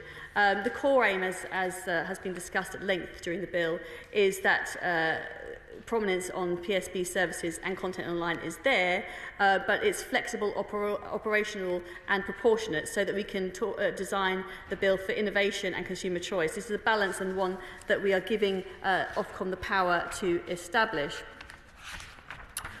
Moving on to digital rights, and this is an issue that's been raised by my right honourable friend for Worthing West, the father of the House, and my right honourable friend for Ashford, as well as others. Now, we recognise the intent behind the amendment to bring digital rights within the scope of the listed events regime. I know that the Select Committee, ably chaired by my honourable friend, the right honourable friend, I believe, the member for Gosport, made a recommendation that would support this outcome. And while there is a great deal of support in Parliament on this, and I'm sympathetic, it is a complex issue. We've seen how technical the government amendments are just to make sure that the streamer loophole is closed. Adding digital rights would be a much bigger change, bringing much more complexity. Now, above all, it's important we maintain the right balance between access for audiences and the commercial freedoms that allow rights holders to reinvest in their sports at all levels. We want to get that balance right. Our priority when getting that balance right is the impact on the public. So, of course, it's important audiences are able to watch and celebrate major sporting moments. But broadcasting rights are also an essential income to sports national governing bodies, and it enables them to invest in their sports, whether that's elite level or indeed at grassroots. So we want to allow a full evaluation of this issue, including how it could best be delivered before considering making legislation that enacts any particular conclusion. I want to assure members that this is an issue under careful consideration and we have not yet made a decision. Certainly. The House will listen with interest to her response to the points being made across the chamber. Can I put it to her that the government has got to try to sort this out while this bill is in front of Parliament? So we want to hear from her that the government is capable of coming to the Lords with a proposed amendment or new clause which doesn't get rid of the interests of the commercial bidders, but that when rights come up for sale, the digital rights and reproduction rights and the interests of people in this country, for our teams, in our sports which we regard as important, whether they're new ones as been illustrated or the old established ones, can be taken into account. And I don't think the House will be satisfied, and I think that unless the government comes forward, what they can either agree with the rights holders, potential rights bidders, the House or the House of Lords will be right to insist on something, and we would want to support them. I appreciate him wanting to put a marker down on this issue. It's something that I have heard, that the Secretary of State has also heard. I maintain this is a much more complex issue than one might imagine. We want to get the balance right. It's something that we will continue to look at. Moving on to the amendments on age ratings. Now, we are in complete agreement on the need to protect children and vulnerable audiences from harmful and inappropriate video-on-demand content. Now, I have two children myself. I pushed for children's to remain in the remit and for there to be protections for them. The Honourable Lady for Aberdeen North talked about the importance of public service broadcasters and access to them. That is the fundamental driving force of this bill, and it's what we want children to be able to continue to access public service broadcasters. But also, for the first time, we're bringing mainstream TV-like on-demand services in scope of the new Video On-Demand Code to be drafted and enforced by Ofcom. And I welcome general support for the bill from my honourable friend for Penistone and Stocksbridge and for South West Devon. And I simply say that Ofcom will be getting new powers under this bill to look at VOD protection measures and power to mandate specific approaches in the VOD code if it deems it necessary. Now, that could be BBFC ratings if they wanted. What we're trying to do here is move to a more outcomes-based rather than a prescriptive approach. We think that there's been great innovation in the space of parental controls, and that has often been more effective than a badge rating, but I've heard what has been said in the House today, and we will continue to listen on this subject. Just turning to the issue raised by the Honourable Lady for Aberdeen North in relation to protections for viewers watching on devices like PlayStation, I simply wish to reassure her the definition of on-demand programme services is not platform-specific. Disney and Netflix viewed on a games console, for instance, would be covered. She also raises questions about the size of producers of content. I simply say smaller producers are not keen on some of the proposals that she has put forward. They are concerned that they might one day be larger producers and therefore be penalised, and we would not want to disincentivise their growth. Moving on to Scotland, Scottish broadcasting in general. Now, we believe the media bill will give significant benefits to the Scottish broadcasting sector and creative economy. And I don't underestimate the vital role our PSBs play in supporting that Scottish screen sector. There are provisions to encourage our PSBs to broadcast programmes in Indigenous, regional and minority languages like Gaelic by including them in our new PSB remit for television. I know this is something that's extremely important to numerous Scottish members in this House, and I hope that the government's efforts here are recognised. Now, the partnership between MG Alba and the BBC is particularly significant for Gaelic language broadcasting, and I can assure members that the ongoing provision of Gaelic will be a key consideration as the Secretary of State and I progress the BBC funding review and the forthcoming BBC Charter review. And of course, Scottish audiences will continue to benefit from the prominence provisions in the bill. We are also aware of concerns that members have about being able to access television by terrestrial means. This is something that I have spoken to my honourable friend from Moray about directly. Now, the bill does not include provisions on this. But I want to reassure the House that the Government remains committed to the future of DTT and to protecting the millions of households who continue to rely on it. That's why we have legislated to secure its continuity until at least 2034. But can I please be clear, 2034 is not a cliff edge for DTT. We have allowed the renewal of the current multiplex licences so they last until the end of 2034, but that doesn't mean that DTT will not continue after this point. Even if we simply sat on our hands, Ofcom would still be able to re-advertise the multiplex licence and our PSB broadcasters to continue distributing their linear channels over DTT. Further, specific primary legislation would be required to, for example, remove that multiplex licensing regime. On the question of listed events, again, we are always keen to make sure that major sporting events are publicly available as widely as possible. That's why we have the listed events regime. But this is a balancing act, another issue where we are trying to find a course through. Sports rights holders use that income from the sale of rights to benefit the wider sporting sector. And a lot of sports, it should be said, do not want the listed events regime to be opened up. Now, I know that the SNP likes the idea of a government-listed events fund. They do not acknowledge the distortive effect that would have on the value of rights, but they also don't say who would pay for it, and I suspect it would end up being the UK taxpayer. Once again, SNP promises paid for by everybody else.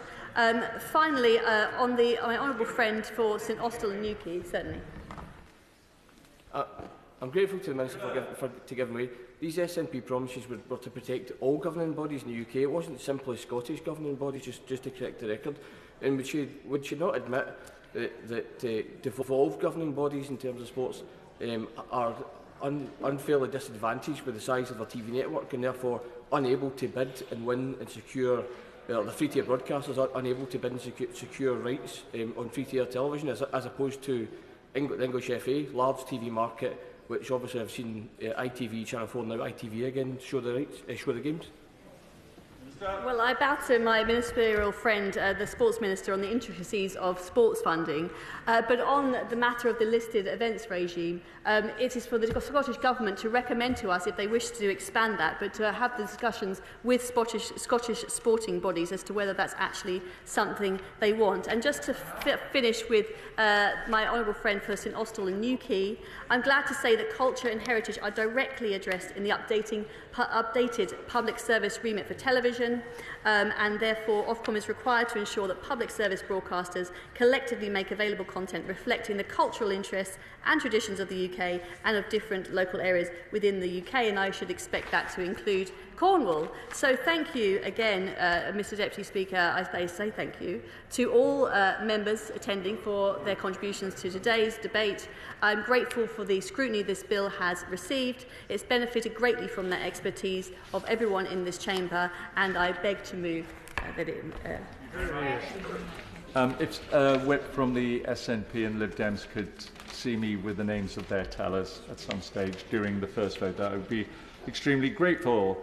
I'm anticipating 4 divisions, but first we're going to deal with New Clause 3, and I understand, Mr Eustice, you would wish to withdraw New Clause 3. Is it your pleasure that New Clause 3 be withdrawn? Aye. New Clause by leave withdrawn. We now come to New Clause 13, which has been selected for separate decision, and I call Thangam Debbonaire to move New Clause 13 formally. I beg to move. Gaelic Language Service. The question is that New Clause 13 be read a second time. As many of that opinion say aye. Aye. Of the contrary, no. No. Division, clear the lobbies.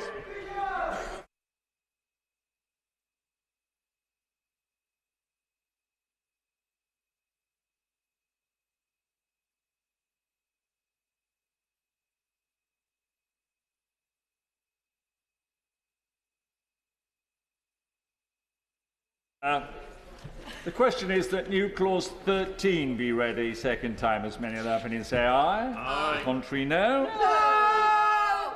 Tell us for the ayes, Christian Wakeford, Samantha Dixon. Tell us for the noes, Ruth Edwards, Amanda Milling.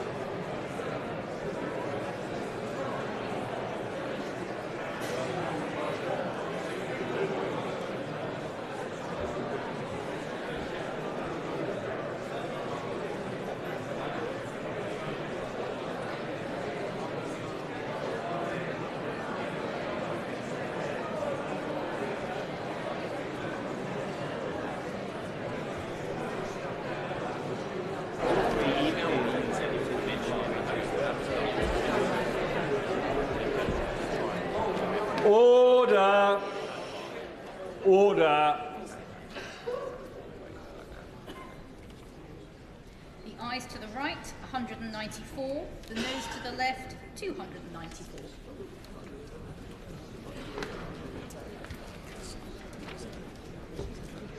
Thank you. The ayes to the right, 194. The noes to the left, 294. So the noes have it. The noes have it. And look. New clause 16 has been selected for separate decision, and I call Gavin Newlands to move new clause 16 formally. Listed events. The question is that new clause 16 be read a second time. As many of say aye. Aye. The contrary, no. Division, clear the lobby.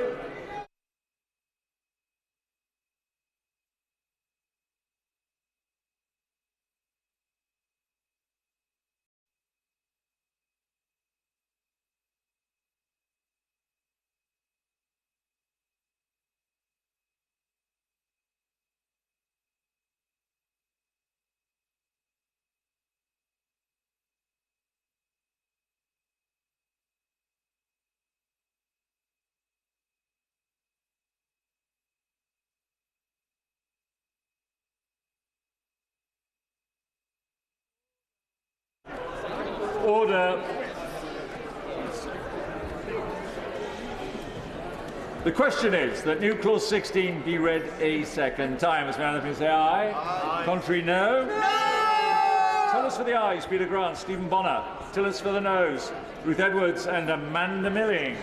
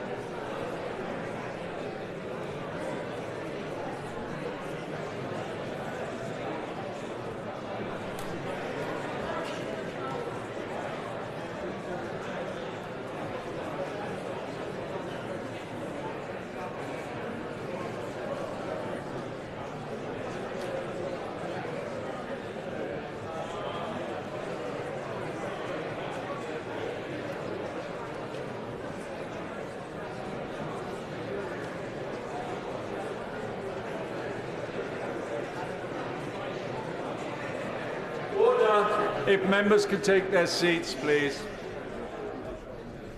Order, order. The ayes to the right, 193. The noes to the left, 295.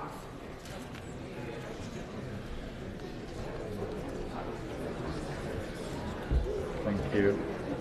The ayes to the right, 193. The noes to the left, 295. So the noes have it. The noes have it. And look. We now come to Government Amendments 19 to 40 with leave of the House. And I call the Minister to move the amendments formally. The question is that Government Amendments 19 to 40 be made. As many other members say aye. Aye. The contrary, no. I think the ayes have it. The ayes have it. We now come to Amendment 88, which has been selected for separate decision, and I call Jamie Stone to move the amendment formally. The question is that Amendment 88 be made. As many of that have been say aye. Aye. Of the contrary, no. Division, clear the lobby.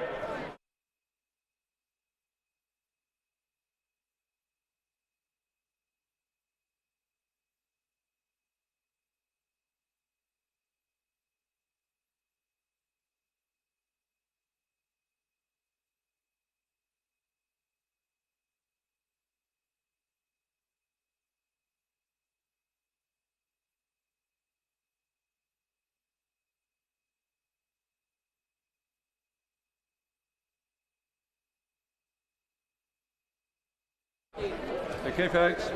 Order. Order.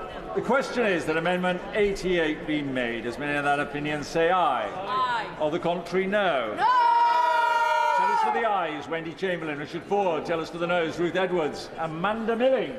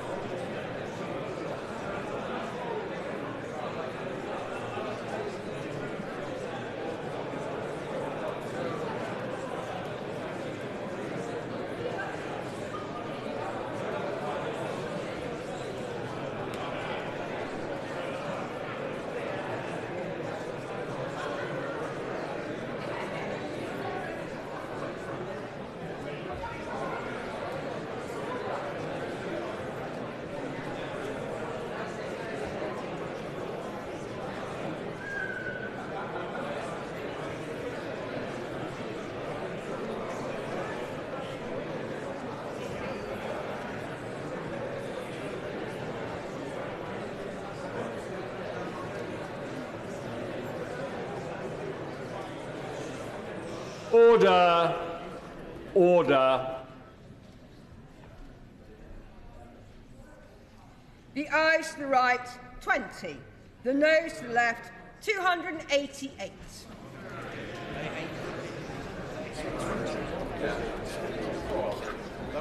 Thank you.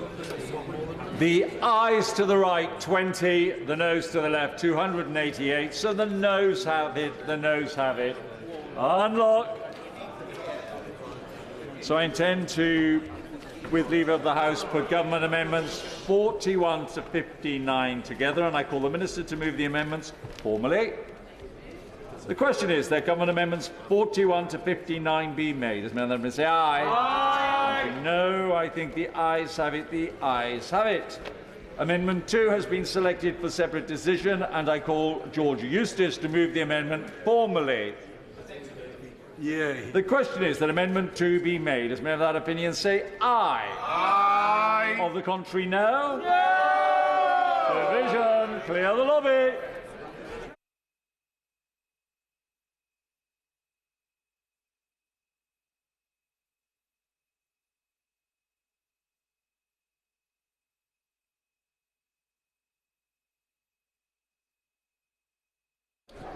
Order. The question is that Amendment 2 be made. Does Mayor of that opinion say aye? Aye. Of the contrary, no? Tell us for the ayes. Christian Wakeford, Samantha Dixon. Tell us for the noes. Ruth Edwards, Amanda Milling.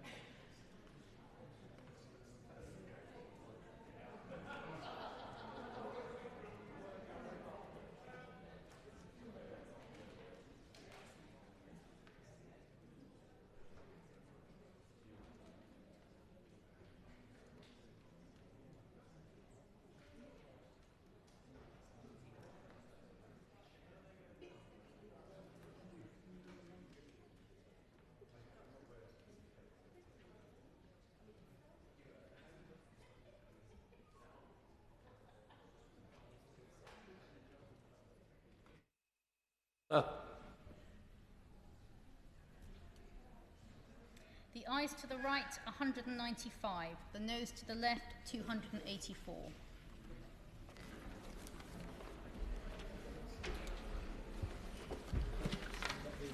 The ayes to the right were 195. The noes to the left were 284. So the noes have it. Unlock. We now come to Government Amendments 60 to 77. We'll leave the House taken together. Minister, move formally. Beg to move. The question is that Government Amendments 60 to 77 be made. As many of that opinion say aye? Aye. Don't you know? The ayes have it. Consideration completed. Third reading? No. Minister to move the third reading. I beg to move that the bill be now read the third time, and I'm glad that as we finish passage through this House, it's with the same enthusiasm and cross-party support as when it began. Indeed, my honourable friend for Aylesbury told me that he enjoyed Bill Committee, which is quite the achievement. Whilst we have made some changes to refine and clarify the intentions of the measures, the bill and its aims remain relatively unchanged, and that's in part down to the considered and thoughtful contributions from industry stakeholders following draft publication and throughout the pre-legislative scrutiny process. Again, I should like to pay tribute to my right honourable friend, the member for Maldon, for his efforts to prepare and introduce this bill. I'm grateful for his enthusiasm and thoroughness in ensuring that this department continues to deliver for our broadcasters and journalists. He is a true champion of these industries, and I know how appreciative they are of his work. And even now, he's sidling up to me in the lobbies, trying to get his particular issue over the line. I would like to extend my particular thanks to the Culture, Media and Sport Select Committee under the chairmanship of my right honourable friend, the member for Gosport, for its thorough pre-legislative scrutiny earlier this year. I thank all the stakeholders for the time they gave as witnesses to the inquiry. My honourable friend, the member for Preseli, Pembrokeshire, the member for Perth and North Perthshire, and Baroness Stoll of Beeston in their respective chair positions, all have played a vital part in this bill's passage, and I thank them for their work thus far. I should also like to thank the member for Folkestone and Hythe, the member for Aylesbury, the member for East Devon, and the member for Warrington South for their thoughtful and considered engagement. And on the opposition benches, I extend my particular thanks to the honourable members for Barnsley East and for Aberdeen North for the constructive way in which they have approached the committee scrutiny of this bill. Before the bill moves to the other place, I should also like to say thank you to the significant number of DCMS policy officials and lawyers for their work in preparing such a substantial bill alongside my parliamentary counsel. And as is customary, but also because I mean it, I want to say thank you to the bill team for DCMS, Victoria McCallum, Charlotte Brennan, Lisa Bourke, Molly McHale and Ellie Pelling. And I would like to thank Merton McPherson and Liam Hunt from private offices who have supported throughout this process. We have a truly talented media team within DCMS. I'm grateful to all the work they've done, but also for the patience they have shown throughout the years we have been working on this together. We've already discussed at length the significance of the bill. When it receives royal assent, we will be launching a wide-ranging programme of secondary legislation to fully implement its measures, and we will see further and considerate collaboration between government, industry and Ofcom as they begin considering implementing these new reforms. I look forward to seeing this important piece of legislation come into force and supporting industry and Ofcom as we move into a new era for broadcasting, and I commend this bill to the House.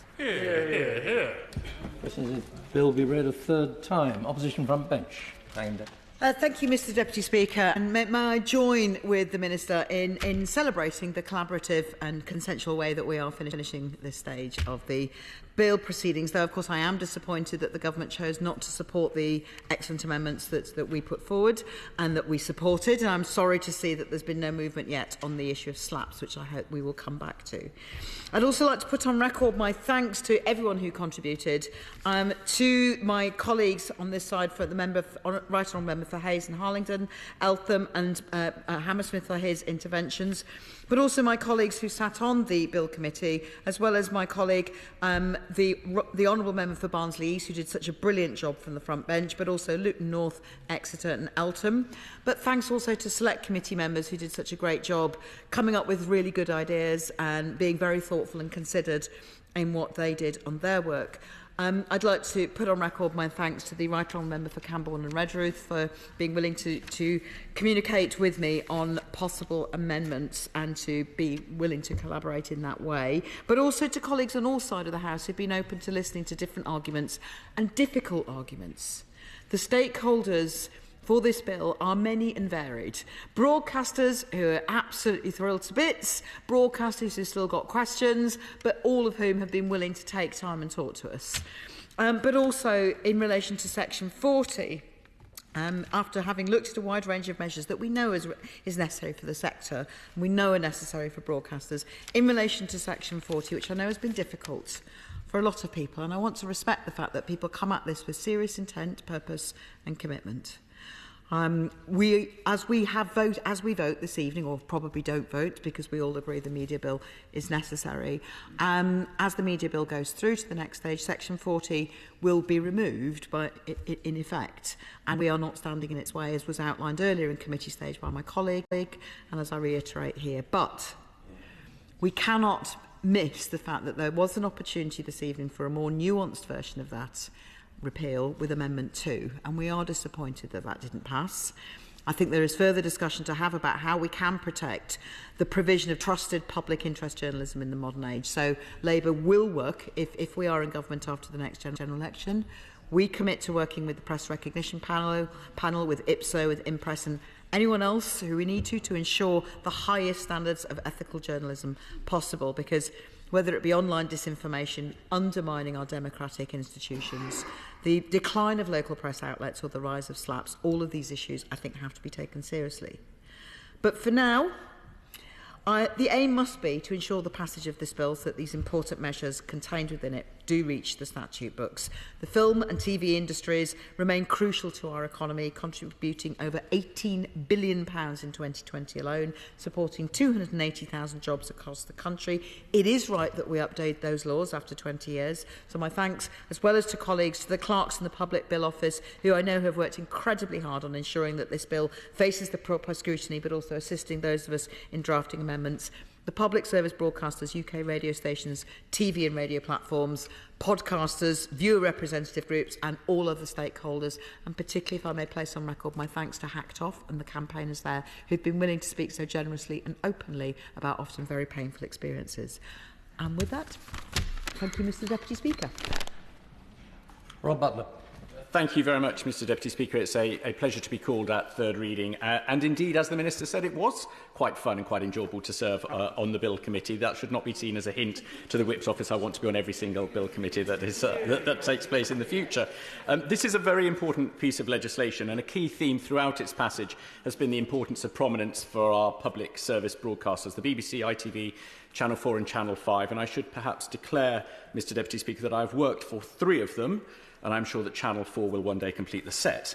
That is not either a clue that I'm looking for a new job in a year, much perhaps to the chagrin of the opposition benches. I am extremely pleased that there is a new regime to ensure appropriate prominence is given to PSBs, but I just wanted to say a word at this stage about that. I was very pleased to hear the Minister say that there would be detailed consultation on work with Ofcom, but I do believe it important that Parliament sets out very clearly to the regulator what we mean about prominence, and I look forward to the Government taking a robust stance on that to ensure that Ofcom itself then feels entitled and empowered to adopt a muscular approach. It must be bold with the TV manufacturers and expressing the will of this place to ensure the PSBs really are featured prominently. And I think we only need to look at one recent example of television to prove the value of PSBs, and that's the drama that's made the headlines in recent weeks, ITV's programme Mr Bates versus the Post Office. It highlighted an injustice to millions of people who hadn't previously been aware of that Horizon scandal, despite the fact it had been covered in many news media and despite the fact the government was already working extremely hard to provide both redress and recompense for postmasters well before that drama was aired.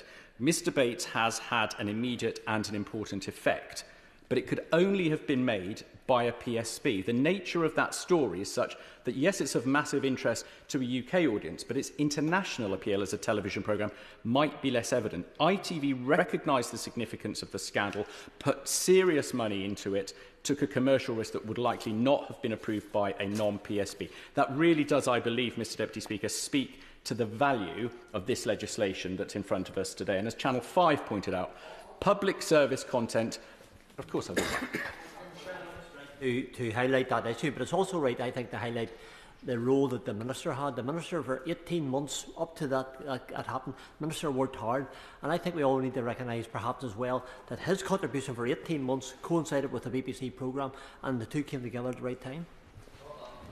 I'm grateful to the honourable gentleman for making that point, and as I said, the government had been acting well in advance of that drama. But what I think that drama really did do was make the public aware in a way that the news hadn't been able to make people aware, that the government, despite its best efforts, and there were very serious efforts, and he's absolutely right to draw attention to the incredible work of the current Minister for Postal Services in achieving recompense and redress. But it was this drama that I think really made the public aware of that scandal and the need to provide redress. And as I was saying, Channel 5 has pointed out that public service content relies on easy access for viewers. Without the reforms in this bill, there'd be significant risk that proper public value content would be harder to find for audiences. That cannot be tenable. I'm delighted that this bill seeks to overcome it. It's just imperative Ofcom ensure and assure a prominence for our PSBs, as this House expects. Mr. Deputy Speaker, I don't want to detain the House for any longer, just to say that public service broadcasting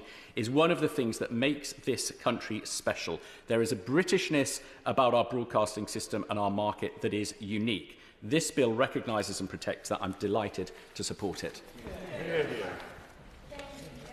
Mr Deputy Speaker, I want to do a few thank yous, but I do first want to just very briefly talk about the bill.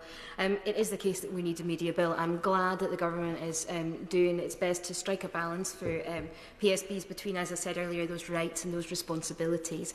I do think it's important that the media bill updates the current situation and improves things for internet access services, and I do think there's many welcome steps forward in this.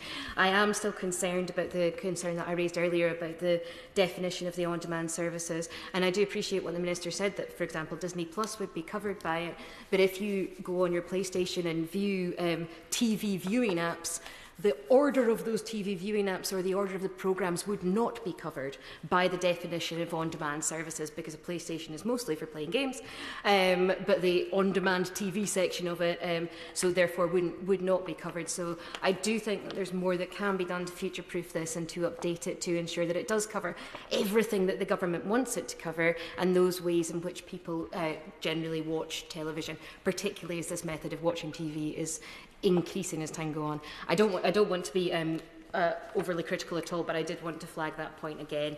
In terms of the thank yous, I'd like to particularly thank my colleague from Paisley and Renfrewshire North and the work that he's done, and the work that his team also have done, particularly around listed events. It's a campaign that he has been working on, I think, ever since I've known him, and I'm very certain that the rejection of an amendment today will not result in him sitting quietly. He will continue to speak on behalf of Scottish football fans, but also I think that the Six Nations rugby was also an important part of the speech that he made in relation to that. We did not take oral evidence during this bill, which is fairly unusual in a bill committee that starts off in the House of Commons. I did understand the decision that the Minister made around that and the reasons for that, which was about the pre-legislative consultation that there was. But a number of organisations were disappointed that they did not have the opportunity to give oral evidence direct to the committee.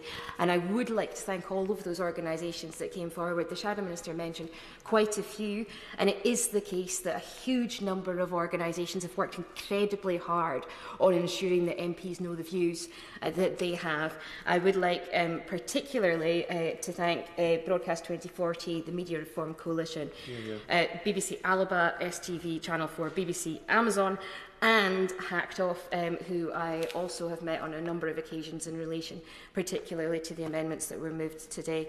I do hope that we can get towards what was promised for those who gave evidence during the Levison inquiry, and that we can get towards a resolution that does mean that this is fairer for everybody. Unfortunately, it feels like the media bill is not the place that that's going to happen now, but I do think that it's clear from the views around this House that change needs to be made in order order to ensure that people can get the redress and the actual justice that they hope for. So thank you once again, Mr Deputy Speaker, to all of those who have put time and effort into trying to improve this bill. And lastly, because I don't think they ever get enough mentions, thanks very much to all of the staff that have worked on this, whether it's the bill team from the government or whether it's the clerks who have done their best with the messy amendments that I've sent them and asked them to make into something that looks vaguely sensible. So thank you to all of those who've input on this bill. Damian Green.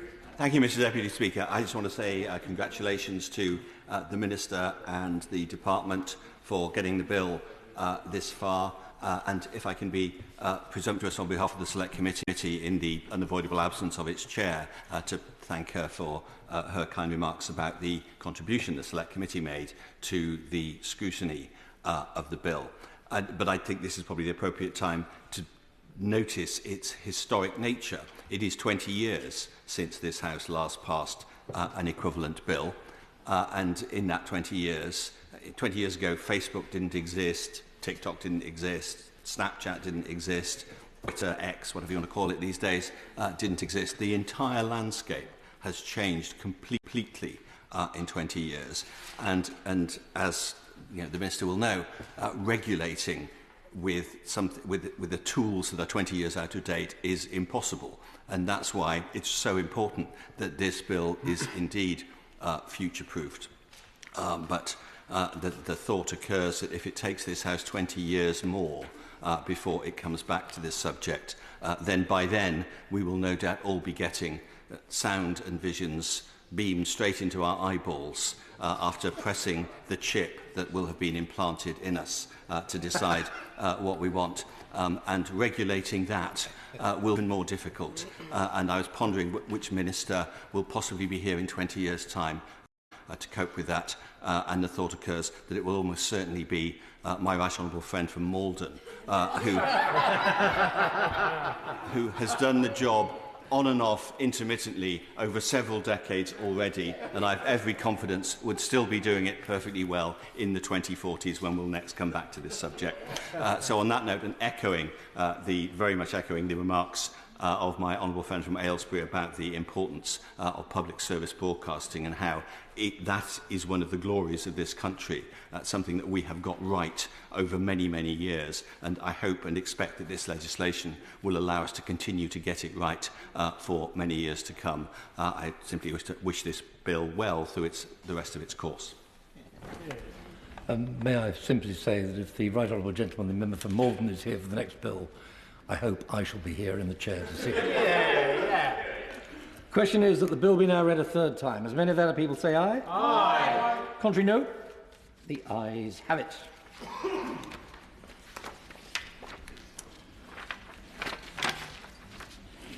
Motion number 3, Financial Services and Markets. I beg to move. Question is as on the order paper. As many of that opinion say aye? Aye. Contrary, no? The ayes have it. Motion number 4, Senior Courts. I beg to move. The question is as